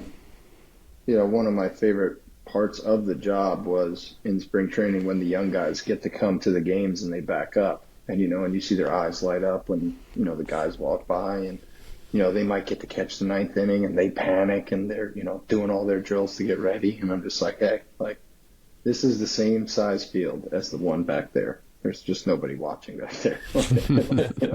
So. Whatever you do to prepare, that's how you do it here too. Like not a whole lot changes in terms of whatever you need to get ready. There's not a magical elixir. There's not a pill that you're going to take, a pre-workout that you're going to take that's going to automatically make you a big leaguer, right? These guys are here because they're consistent. because they know how to prepare and because they know how to execute. That's all you have to do, right? When you go in the game, you're as prepared as you can be, and you got to live with the results. And just seeing that kind of peel off that anxiety of those guys, that to me was, I used to love sitting and just talking with those guys, picking my brain. How do you do this? What's this like? What's this guy have? The preparation questions from those guys are always things that I enjoyed seeking out, right? I always tried to sit next to those guys during games. I wanted them to ask me questions. I wanted to help them understand things that I didn't necessarily understand when I was in their position. And what's this now like for you, being able to experience this, like having those kinds of conversations? Is this, because it's a different gear, speaking for myself, who is a coach and at a college level, done high school coaching, travel coaching, it's a very different feel. And we talked about it a little bit with Vito, when you're doing instructions and lessons and stuff, and you have experience doing the metric stuff. And I don't know personally, but if you've done lessons leading up to this point too, it's a completely different gear. So when you're in the dugout having these kinds of conversations about sequencing or preparation or talking about the anxieties of the game, like what's that feel like for you now, taking having this new gear? For me, it's very rewarding. It feels good. The only caveat to that is, we kind of touched on it earlier. I hope that the things that I tell these guys is something that they can take with them. Mm-hmm. Because like we talked about earlier, not everything I say is going to resonate with everybody that I coach or everybody that I talk to. I can only hope that it does, speaking from experience. So, again, when a guy comes back to me a week after being a backup in a big league game and he's like, hey, like I did this in my preparation, I felt really good like before the game, thanks for that tip. I mean, every coach knows that that's the best feeling, right? Like validation that, you helped somebody in a way that they weren't anticipating when they initially came to you. And that's everything. I think that's the part you fall in love with, right? Yeah, absolutely. Because you're obviously not playing, at my level, and certainly at the one you've been at, you're not teaching them the game. You are subtly Right. here and there, but you're not showing them the way. Like there's Mm-hmm. a rewarding part of coaching with someone that's younger, because you're opening their eyes to something that they didn't know was there, and they're Mm-hmm. discovering it, and you're kind of showing them, and it's obviously very rewarding. It's not like that with the guys at the highest level, but you can still get reward. It's just it comes differently. Yeah, because those younger guys are excited to tell you that it worked. Like that's the joy that you're looking for when you're playing. Like that's how you should always hold on to it. And as a coach, when a kid comes up to me and he's like, hey, like I put my hands a little lower and I really feel like I'm, making good strides. It's important to process that as a coach and just say, hey, like great work, like keep it up, because chances are at some point they're going to struggle with it, and you want to be able to help them again. So it's such a different way of thinking, but it makes it so enjoyable because it's like a kid on Christmas morning, like, oh my God, I got what I asked for. It's like, yeah, like, you can do this, and you can do all the things that you see these guys do on TV and these guys do in the game before you. Like, you can do that. You just got to find what works for you. And like, hopefully I can be a small piece in that puzzle for you. And if not, I totally understand that too. Because there was plenty of people that I appreciated, their efforts, but what they said just didn't resonate with me, or it didn't help me advance my career. And that's fine. And, I see that now and I understand it, but I appreciate their effort nonetheless. It's like you had said earlier that, and I've said this before. I don't think I've ever met a coach as a player or as another coach that is trying to hinder somebody's performance. You know, Right. I try to remind people all the time, parents, because everybody wants to give their 2 cents about this coach, this instructor, that instructor. And I will always remind them first and foremost that I've never met somebody that is trying to hurt a player, you know. Um, so I try to operate from there first, but then it goes to the filter that you described earlier too. Is finding what works for you, and it some you could have the quote unquote best coach in the world. You know, there's some guys that they won't get to, whether it's what they're Hmm. saying, what drill work they're taking them through, what kind of process they're trying to shed light on. There's just different ways, and that again is such a beautiful part about our game, is that there's so many different ways to do things. Pat, what's something I'm going to ask this carefully, without I don't want to put you on the spot and be like, "Hey, what's it like to work with so and so?" But what's something you've learned being around big leaguers and superstars, your interactions with them, that changes or reaffirms the way that you would work with someone that's at a lesser status or much younger? It's the work that nobody sees you doing that is going to separate you. And that, again, it keeps coming back to the cliches, but they're more truths than cliches at the end of the day, right? Like the preparation that these guys put in is a full-time job, right? Like Roger Clemens used to say his easiest day of the week was his start day. And I think for a lot of guys that I've worked with, that rings true. Like that's when they get to see the fruits of their labor. That's when everything that they've worked for all week comes to fruition. Um, and just the preparation is so consistently on another level that's I I firmly believe that every single minor leaguer at some point should get a chance to be in big league camp, like in the clubhouse for big league camp. I think that seeing how those guys operate, seeing how they come in and prepare, seeing how they ready themselves for a game or for a week or for a month would change the perspective of a lot of these kids. And I think now, again, the instant gratification is a problem, but the kids that really want it, like a Logan O'Hoppe, who made the decision at a very young age that he was going to do everything that it took to prepare his body for where he's at now. Um, those are the people that separate themselves from good to great, great to, all star to elite. And that's how you do it. It's in your preparation. Games are won and lost in your preparation. It's If you're ready for the moment, you're going to be fine. If you haven't prepared for the moment, chances are you're not going to not going to have the outcome that you're looking for.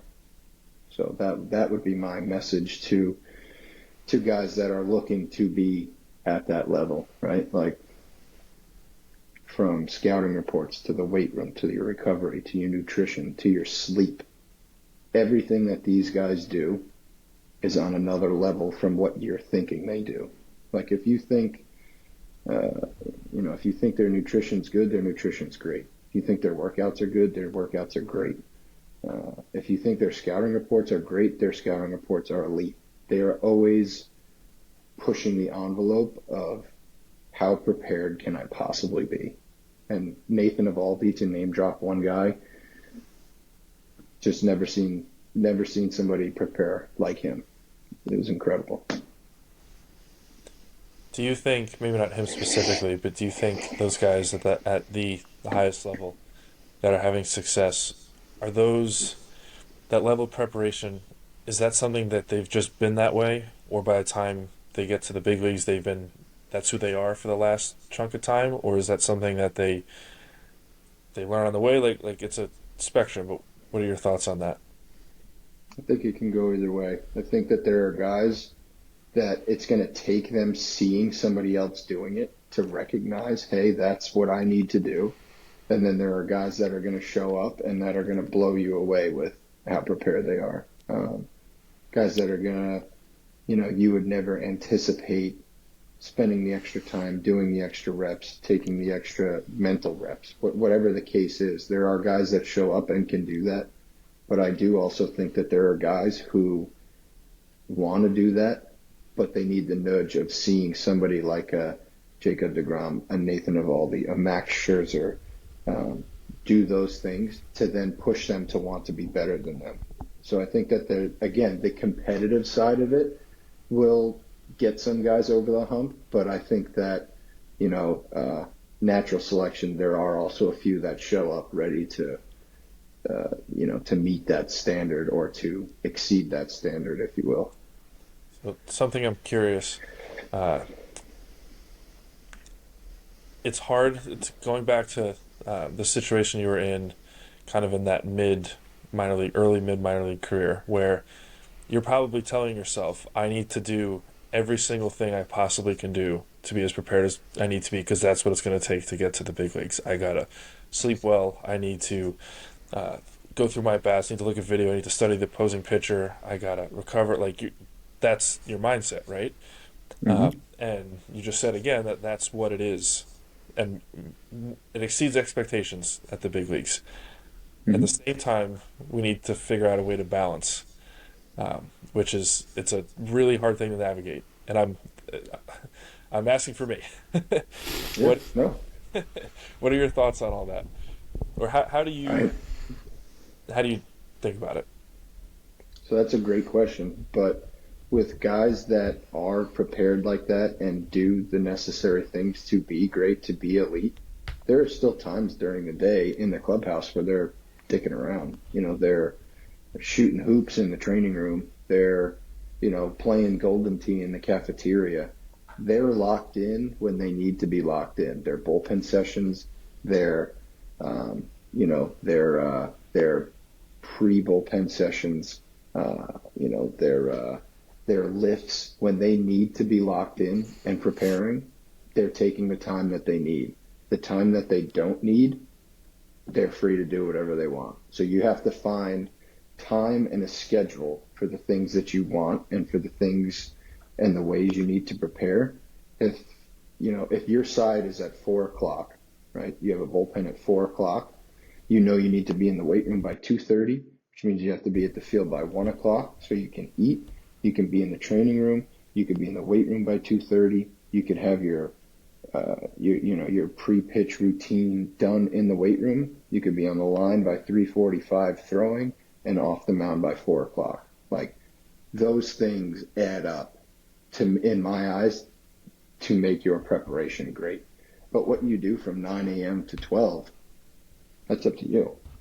Once you get to the field, it's, then it's game time. But you still have those 3 hours of the day and the night before to do what you want. If you want to take an hour of that time to run a scouting report, fine. You still have 2 hours in the morning. You still have 3 hours in the morning to spend with your kids, or, to go to a coffee shop, whatever it is. So as long as you have that type of breakdown in your head where you're allotting time for specific things, I think that's the easiest way to go about it. That's a great question because it keeps coming back to that and preparation. But again, you can't live and die with it. You show up as prepared as you can be and you live with the results, right? You can't go and beat yourself up. You can give yourself an hour after the game. Pete Fairbanks is a great example. He's gotten some heat for his post-game interviews recently, but he says, you know what, I'm going to go home. I'm going to feel shitty about myself for an hour, and then I'm going to show up here tomorrow and be ready to go again. And that's kind of the mindset that it takes. You have a little bit of time to feel guilty or feel good, right? Because we're allowed to feel good if we do something good. But by the time you show up to the field tomorrow, you got to be ready to go again. So, again, those guys take the time that they need, and nothing gets in the way from 1:00 to 4:00. After 4:00, if you have a lift, you do your lift. And after that, game time till tomorrow, enjoy it. Mess with the guys. Play Call of Duty on your phone. Whatever it is, there's still time for that because they already have their routine and their preparation set in stone. But once it starts, there's nothing stopping them from getting done what they need to get done to be prepared. There's a discipline within that. That's the word I was looking. There you go, discipline. Because it's one thing to make a good schedule like that, and it's to say I should do this, I should spend more time here. But when it's I got a couple minutes until the next phase. Do I want to do it now? Do I want to do it in a little bit? Or maybe you're thinking, I said I would go read, but kind of itching to see what they got for later. And then you cut into your time with the work stuff, and it's hard, especially with It's interesting, and I'm glad you guys bring up these points because, again, somebody who's not privy to these kinds of schedules, and I've heard some about it from you guys and Vito, and it seems like it can be completely overwhelming and consuming. And Pat, you talked about it in your early minor league experience, but it seems like when the preparation is good and you have the discipline to execute, there is time to have that coffee shop experience and have those fun experiences to keep your overall experience a quality one, to keep your brain right. Yeah, I mean, again, KB, to just piggyback on your point, right? Like, motivation gets you there. Discipline keeps you there. Mm-hmm. And that's for anybody in anything that they do, right? Like, if you want to lose 15 pounds, right, the discipline is going to get you to lose 15 pounds, right? Like, yeah, you might be motivated. Like, you're going to be motivated to look in the mirror, but when your alarm goes off at 4:30 and you snooze it for the first time, you just broke the first promise to yourself. Now, tomorrow you snooze it twice, right? It's that there's a fine line in the sand between motivation and discipline. And I think that the guys that can stick and be disciplined like that are the guys that, separate themselves from the pack. And there are times where, you can be disciplined but still be having fun. Those guys are some of the most fun guys in the clubhouse because they give themselves time to be those fun guys, right? Like, they're allowing themselves to do that because they know when push comes to shove, they got to get done what they got to get done. I'm thinking as you're going through that of forget level big leagues or high school or travel ball. In order to operate that way, you have to say no to a bunch of different peer pressures. Whether it's someone saying you're supposed to be with us and they're calling you out, or if it's just nagging at you that like, hey, they're having fun, but I'm not right now. I think that's one of the hardest parts. Is we're so social and we observe everything that's going around, and you got to decide often.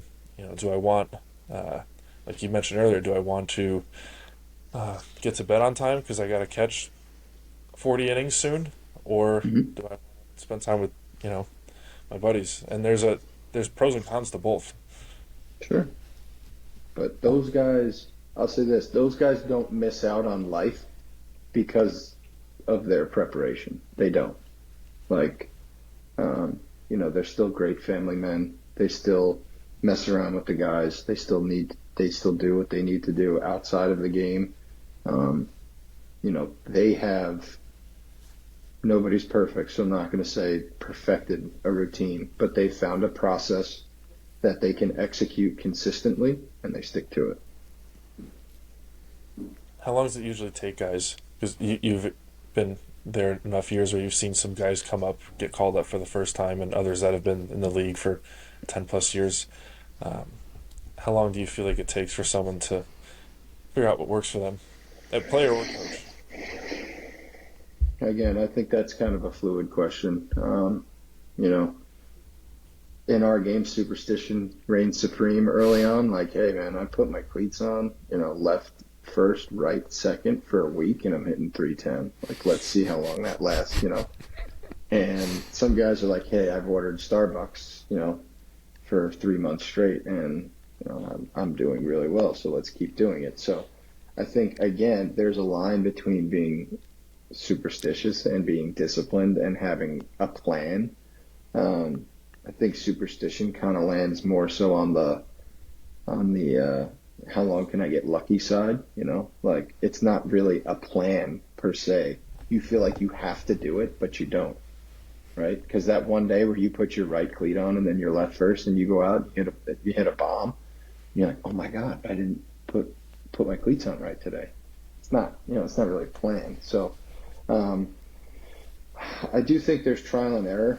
Um, I don't know if I could give you a solid number on it, but it gets pieced together over time. Nobody, again, is going to be perfect. There's always going to be tweaks, but if the foundation is there, if your foundation is, for every night game, I'm going to be at the field 3 hours early so I can get a half hour in the cage and a half hour in the gym by myself, and that works for you, that becomes part of your preparation. And nothing's going to get in the way of that because that's what you need to do to be ready. Yeah. So, set of priorities and values for yourself. Yeah, Yep. it's an interesting question just because there's some you look at the minor leagues or in amateur baseball there's some in terms of discipline and being prepared and those things. Some have it, some don't at one hmm snapshot in time, and it's curious to see like which ones can learn it, which ones don't. Which ones really really benefit from that sort of thing, which ones don't. It's just now we're getting into like scouting and player projection kinds of things, but uh, I mean that's part of what we do also Right. is I, yeah. I think that's a fine line, right? Like, again, it's what works for the player um, on the most consistent basis. Can this guy squash his 0 for 4 last night and show up and still prepare the same way, right? Success is moving from failure to failure with the same enthusiasm. I read that somewhere and it rings so true. Forget who said it, but credit to whoever said it. It's somebody famous. But that's the ultimate, right? That's what we strive for. Being able to say, hey, I didn't do it today, but I'm going to wake up tomorrow and I'm going to be ready to go again. That's the separator. That's that's what makes that's what makes discipline so hard because it's hard to fail and show up the next day and be like, "Yo, dude, I'm ready to go again." Like, hurt me again, game. Like I'm ready, baseball. Here we go. So, um, I think that's it's a really hard question to answer because I don't think that there's one right way for anybody. I've seen guys take ground balls and BP every single day, and I've seen guys not take ground balls or ever hit BP and be just as locked in when the game starts. Two totally different methodologies, and they both work for each guy. I think the common denominator is experience. The more different kinds of examples you're around, uh, you get better as a coach, hmm understanding. Okay, I think he's a certain way about him, and I've seen another player coach that was like this. It might work for him, or what seems like a red flag is actually part of the reason that they're unique, and you have another example of that. So it's less of a you have like a hard and fast rule about something, and more of a like you said, it's fluid. Yeah, I mean, it's uh, it's just what works for that guy. Again, I've seen it. I've seen a certain guy not. He takes 20 flips a day. He doesn't hit BP. He doesn't hit off the tee. 20 flips, and he is ready to rock every single game. No questions asked. He's ready. He wants to play, and he's ready. And to most people, most people are going to look at. He's not prepared. He's not ready to go. He didn't take BP. He didn't take ground balls. This guy takes more mental reps than probably, anybody that I've ever seen. Um, he makes sure his body's ready. He makes sure he's in the right position at all times. And you know, if a minor league person saw him do that, a minor league coach saw him do that, chances are there's going to be a conversation with somebody, hey, he's not working hard. That's not true. He's doing what he needs to do to get ready, right? Like, when I played, I had guys be like, hey, maybe don't take BP today because you're crazy when your BP is bad. Like, I've had people say that to me. And that's just their effort of like, hey, try and find something that works for you. You don't have to do this every day, right? So, like you said, experience comes with being around different players and different situations and different settings. And that's why I think it's such a hard question to answer, because there is no one way to go about it. That's so interesting. Is there I'm sure there is, but is there a serious amount of pressure, especially for younger guys coming up through the program, to be a certain way or have a certain routine? Like, I'm sure you definitely, like, the perception, you use the example of taking 20 flips a day versus, a million ground balls and a million swings. I'm sure the perception is that the guy who's taking more reps is more prepared. So is there like I'm sure there is, but is there like a lot of pressure to be a certain way in your preparation? That's a great question. I don't want to say there's a pressure. There is a common theme amongst staff members that they would like to see you doing something to prepare, right? I have to see you doing something. You can't show up and sit on the couch and then walk out to the field for the game, right? I know you didn't do anything. Oh, I was taking mental reps on the couch. No, that's not what we're talking about, right? Mm-hmm. Like, there has to be some type of physical nuance to your routine that people can see and people can appreciate. And if somebody comes and asks you a question as a younger guy about your routine, you better have an answer. And again, I don't want to say it's a pressure, but there's an understanding that you need to know how to prepare, to get ready for the game. And KB, I know,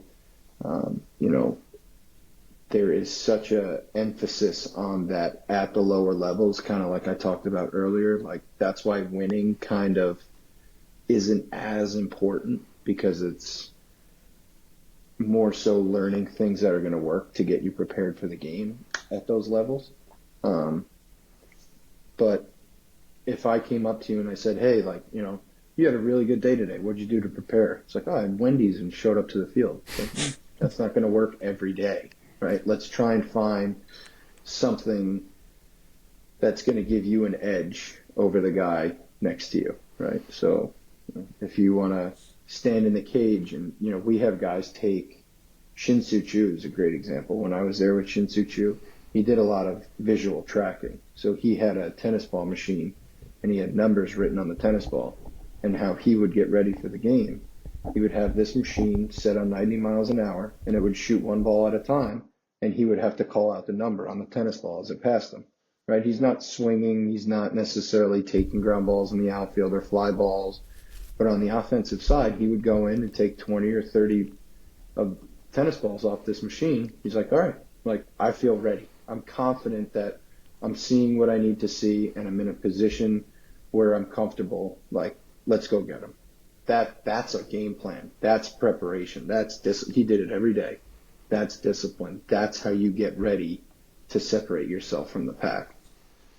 And in regards to these routines, I'm sure there's some difference between making an adjustment to these routines mid-season versus off-season. Not necessarily specifically, but what would be, something that is deemed a big overhaul versus a small adjustment in a routine? I would say mechanical tweaks are more of a big overhaul, and something like, I'm going to add an extra 10 ground balls to my backhand, a minor tweak, like, over the course of the season, right? Like, I know I'm struggling with, my hands being too high, so I'm going to lower them. I can survive the last month with my hands in a position that I'm kind of comfortable in, but in the off season, I'm really going to work at getting them lower and working hard to, give myself a chance to struggle without necessarily wreaking havoc on the results, which the game, doesn't really give you a lot of credit for. That's the hard part. So I would say that the major overhauls are more mechanical, and the minor tweaks are more like, I'm going to show up 10 minutes early and get my foam rolling in. I'm going to add 10 ground balls. When it's sunny out, I'm going to take fly balls without sunglasses on. Little things that you can add and subtract to help you feel good versus things that could drastically change the outcome of, your trajectory. I just think that that's something very important to hear, because obviously we're headed into, pitchers and catchers reporting, spring training, college baseball started, high school season starting in a couple weeks, and I've seen so many guys look desperate for some sort of that fairy dust that Tommy Caputo talked about. That sometimes it's I change my emphasis with the guys that I train to, let's do something that helps us put the ball forward, to use an offensive example, versus all right, we're not backspinning pull side. Like we can't be doing things where you're losing your ability to compete and put the ball in play.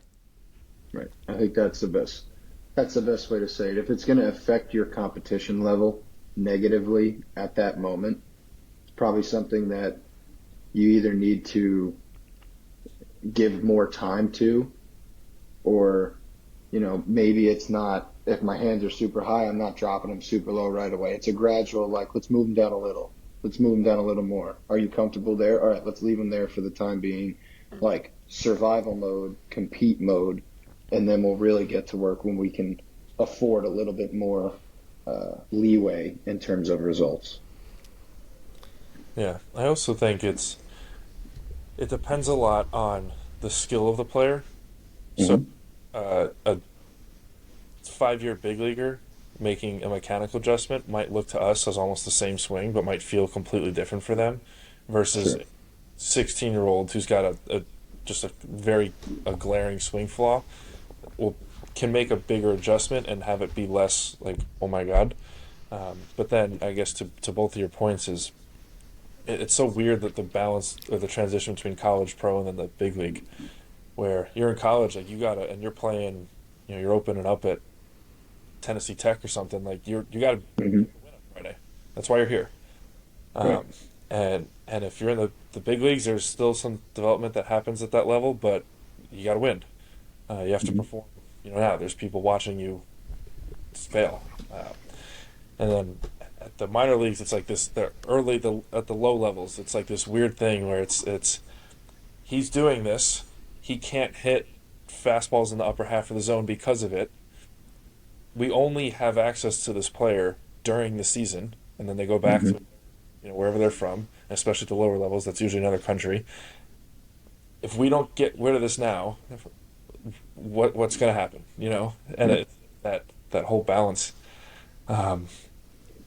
So you have and you alluded to it earlier, you have the organizational pressure of this player. We acquired this player, the business side of it. We acquired this player so they can help us win games in the big leagues one day. If they don't help us win the big leagues in the games one day, or we don't trade them for someone who can, it's a waste of time. The coach-player interaction is, he's struggling right now. If we continue to try to work through this and he doesn't perform well, I want to lose him, and there's a person with you. So that's where the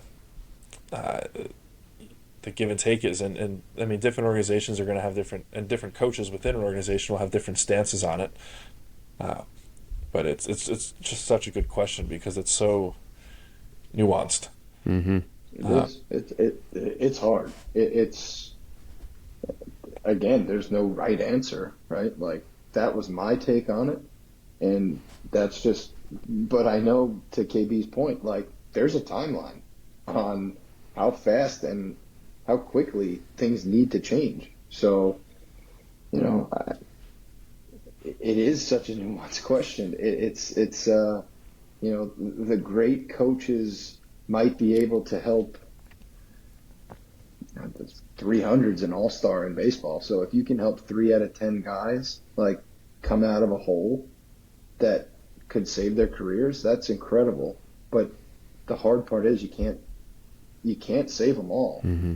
You know, you in the amount of time given, you can't help everybody to the point of like, man, this guy has found that level and he's going to, you know, succeed at the next level. Like you can help a guy, you know, okay, like he's almost there. He's getting it. He needs a little bit more. And, you know, if the time runs out, you've done everything in your power to give him the best shot to succeed, you know, that you know how to. And I think that, you know, at the end of the day, that's the hard part of coaching. Because you want to help everybody, right? Like we talked about, we don't want to ever hurt anybody's career. We want everybody to succeed. So, great question. It's a good description of the balance of it. And you said something earlier, you alluded to something earlier, that a good coach can make that overhaul seem less overhaul for the player. In both how they phrase it, how they motivate, and even how they explain it, where that adjustment, which can seem so foreign, can be almost like a relief once they start doing it. The delivery is the important part of, you know, when it becomes do or die time, the delivery is going to make or break, you know, that adjustment. Like he's either going to get it or he's not. Mm-hmm. And if he doesn't, you hope that there's another coach that can deliver it in a way that he can. But when they hit on it,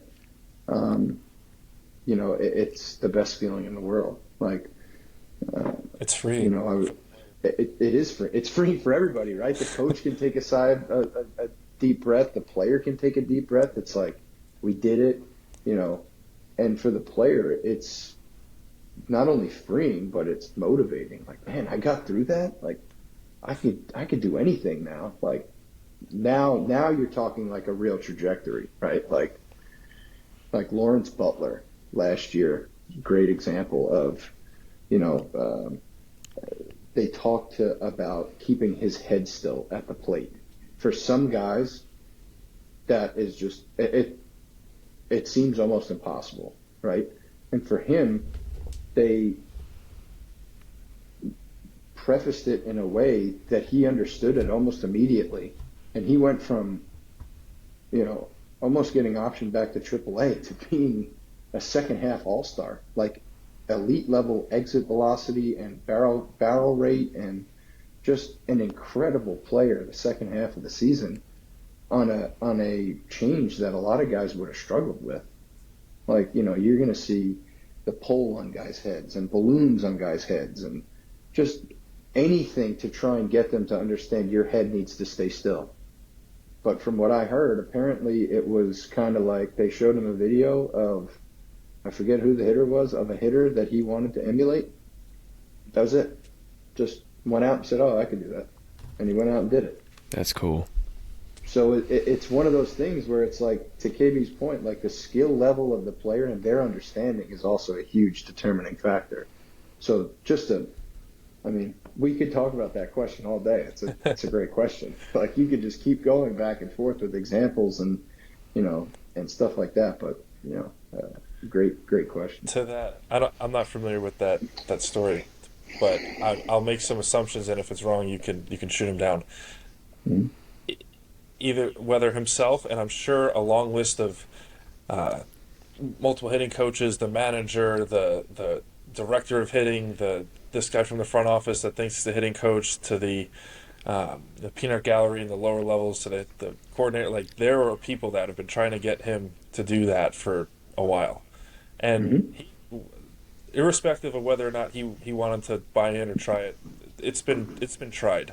And then you're trying to work and you're trying to maintain a good relationship with him for however long you know him, and he's going through it, and then it just clicks.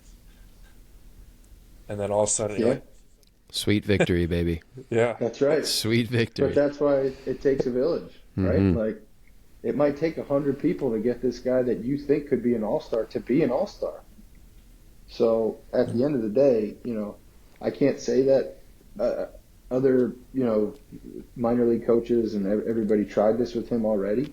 But for whatever reason, however that message got delivered to him on that day, that's what stuck with him. And it transformed his game. And that's, as a coach, that's what you're hoping for every time you spread a message or try and help a guy. Pat, That's so cool. How do you think you speed up that process? Uh, not to mean it like how do you what's the quick fix, what's the hack, like do this, but in general, it doesn't even have to be this situation.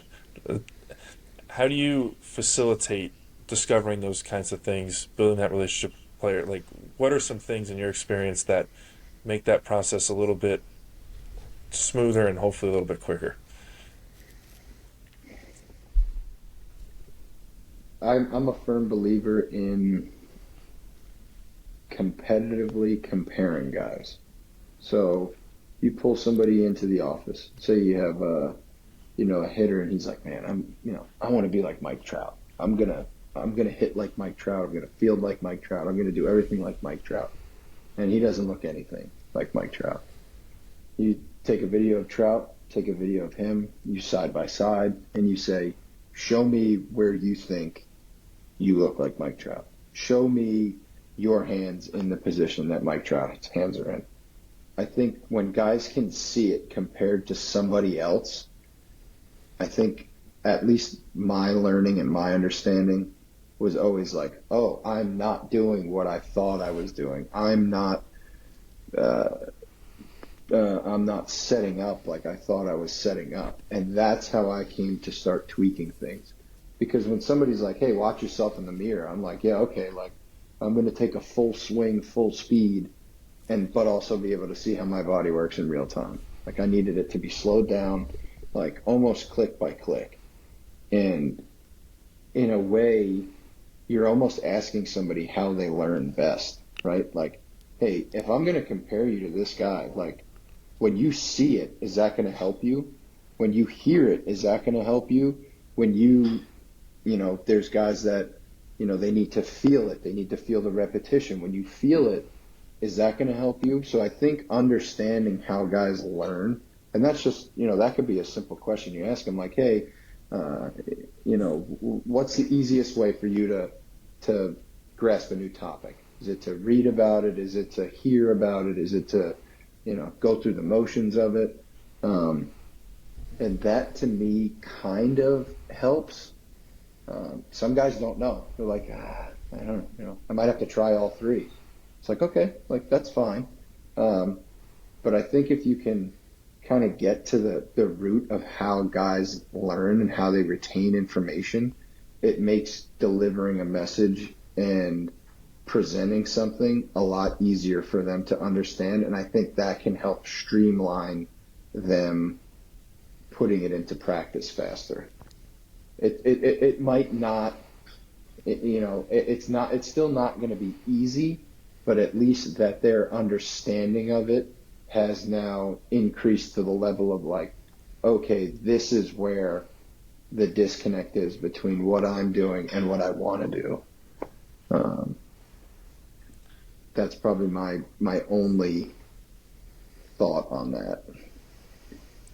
Yeah, no, I like that a lot. Definitely, the player has to be involved. You have to learn how it is that they retain certain things, and it needs to be like an open back and forth, and where the player will tell you so much if you ask them, but then if you enable them to just be open about something, you could. That's what I would have said if I was thinking all of that. Is like just figure out, like ask them, because you're not going to know. Right. It's better than guessing. No, but and that's the thing. Like being open in conversation, like even confrontation. And I never think there's no. People are afraid of confrontation in most realms of life, and I don't mean yelling or like a disagreement. I think disagreeing is healthy because if it's two people who are knowledgeable and understanding of the other person's perspective or trying to understand the other person's perspective, it creates incredible dialogue. right? So it's like, hey, I think that this might work for you. And they're like, I'm not sure if it will. And it's like, okay, why do you think that? And why do you think that?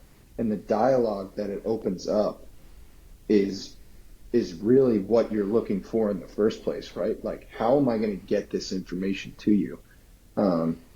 So not that I think disagreeing with the player every time they say something is good, but I think if you have a player with a little bit more mature, personality, I think that it could be a good conversation, and it could really open up their eyes to like, okay, like this guy's not trying to hurt me. This guy is trying to help me. And by doing X, Y, Z, like I'm either going to know if what he's saying works or if it doesn't. And the guys that are mature enough, my first 2 years wouldn't have worked with me. I would have been stubborn. I would have said, no, I'm going to do it my way. After that, sure, like let's try it. But I'm not going to do it in the game until I'm comfortable enough with it to know that it's not going to, keep me up at night. So that's that would be my biggest thing. Don't be afraid to disagree with a player or another coach if you believe that you could have an adult conversation afterwards on why it didn't work. With timing being such an important aspect of our game, what are some the aspects of timing that you kind of think about in regards to helping or suggesting or trying to figure out ways guys learn best? Like what how do you take timing into account in regards to these adjustments? I mean, I want to say the obvious, but it's not always obvious because as a coach, you always want to help. You see a guy struggling and you're like, hey man, just try this next time. And to you, it comes off as I'm just trying to help. But if this guy just fucking struck out and you're like, hey man, like, fucking try this next time, that guy might tell you to fuck off. Yeah. They might not want to hear it at that point in time. And, I've been there. I get it. Like, you come in from the field, you make an error, and, coach has a remark for you, and it's like, man, like, not right now. Give me an inning. Give me 2 innings. And that comes with knowing your guys and their personalities. But that's something, in college and, high school you can address in the off season in terms of like, finding out personalities and when and how to approach guys is so important. It's approaching a guy, hey, you've been sputtering a little bit. When he gets to the field, you've been sputtering a little bit. Like, if you want some help, come see me. Most guys that want to get better are going to come right to your office, or they're going to be like, yeah, I'll come in tomorrow, whatever the case is. But I'm always trying to give guys a heads up or an advance on like, hey, I have an idea that, you might be interested in. If you want to talk about it, come find me. I'm never like, hey, this is what you got to do. Like this right here, what I'm going to show you, this is going to get you there, because we don't know that. Mm-hmm. So it's always like, hey, have some ideas that I think might help. Maybe after practice, stop in the office and we'll go over it. Or if you have time before practice, come by and we'll talk about it. So obviously I think timing is important, but I think it's just as important to know the personality of the kid that you're trying to connect with, or the guy that you're trying to connect with. Yep. Building those kinds of relationships and rapport are definitely important, especially dealing with new players, developing that trust. What do you think that looks like for you, building that level of trust with maybe a newer player or a younger player? I kind of piggyback off of what I've said. I always trusted Coach Sang, Coach Panucci, Coach Marin, because of the way I saw the older guys interact with them, right? Didn't ever seem like anybody was afraid to go talk to them. Personable enough to, have a friendly conversation, but also stern enough to be able to tell you when you're messing up or when, hey, the boat's leaving, get on or get off, type situation. So, again, I listened to the interview with Coach Cap, and, he talks about recruits and their parents and seeing, the family dynamic and just recruiting the right people. And I think that that's a huge part of it. Knowing what you're getting into early, and you're not always going to know, but you have a pretty good idea of the people that are stepping foot onto campus. So I think the earlier the better. And it's, like you said, setting the foundation, letting them know that, not even baseball related. A lot of times, if I went to Coach Panucci's office, it was kind of just to shoot the shit. But then I knew because of that, I could go to him with any baseball question that I had. So the trust was developed elsewhere, and then we started to slowly integrate it into baseball. I think that's so important to highlight because, like you said earlier, you want to help with the baseball stuff so bad because from personal experience, you know what it feels like to struggle. And as a player and as a coach, it might be something that you've seen before dealing with other players, but the timing and the rapport is absolutely essential in dealing with those players. They need to know where it comes from, and once that level of trust and that relationship is developed, it's never a guarantee that things will quote unquote work, but it will definitely aid in that process because you understand who you're working with and what their intentions are. I agree. So, Pat, we've done 3 hours, and we could go for quite a bit more, I know. It is late, though, and I want to cut it here just because it was a kind of split into 3 parts in a sense. We went through early days, and then the Stony Brook adventure, which was such a moving story, and then you're being open about some of the struggles in the minor league career and all that, which was wonderful for us to talk about, and then getting into some coaching nitty gritty things that the thing that I think, I'll speak for myself, I think Dwayne agrees, but for myself, what's so exciting about doing this podcast and having these conversations these are the kind of things that you talk about when you work with different kinds of coaches that you end up thinking really highly of, especially if they're older and more experienced, and you just ping questions back and forth. You start to talk about things and little situations and stories come up, and that's where I think a very high percentage of what I know about baseball has come from. It's this type of thing. So to be able to have a candid conversation with yourself and for others to be able to listen to it is a really cool thing. And I'm, as always, very impressed with you and the quality of our talks when we do get to have them. So just thank you so much for coming on and doing all this and being open, and it's wonderful. Yeah, man. No, I appreciate you guys having me on. If you ever need a time slot to kill, I'd love to come back on and break it down again. Hell yeah. This was awesome. It's nice. It's refreshing, like you said, to bounce off ideas of each other. And that one question we probably could have talked about for a few days. Just kind of going back and forth. We'll be discussing that in a few years from now. Oh yeah. Yeah.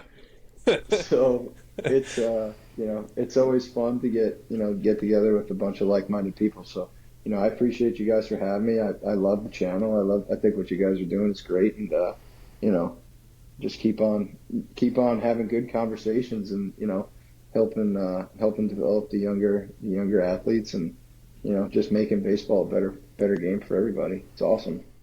Yeah, we definitely appreciate it a lot, Pat. And for me, again, just to kind of echo a point I made earlier, I'm so grateful that somebody like yourself is involved at the level that you're involved at, and providing the kind of influence for so many athletes, both professionally and with travel baseball and instructions and camps and whatnot. I'm so grateful to hear.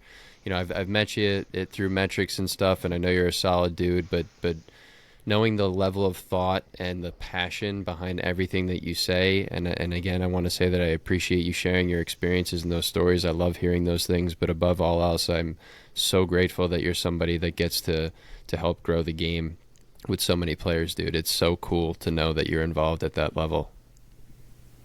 Well, again, just each of us are trying to, spread the love, spread the enjoyment in the ways that we know best. So, again, I thank you guys for your time. 3 hours felt like, a half hour. It was quick, right? It was great. So again, I appreciate you guys. I hope you have a good rest of your weekend, and you know, good luck in your respective seasons. And if you guys ever need anything, reach out. I'd love to help. Love to, break it down again. So thank you guys. We'll do this again. I look forward to it. Yes, sir. Yeah, awesome. Okay. All right, fellas. Thanks. Have a good night.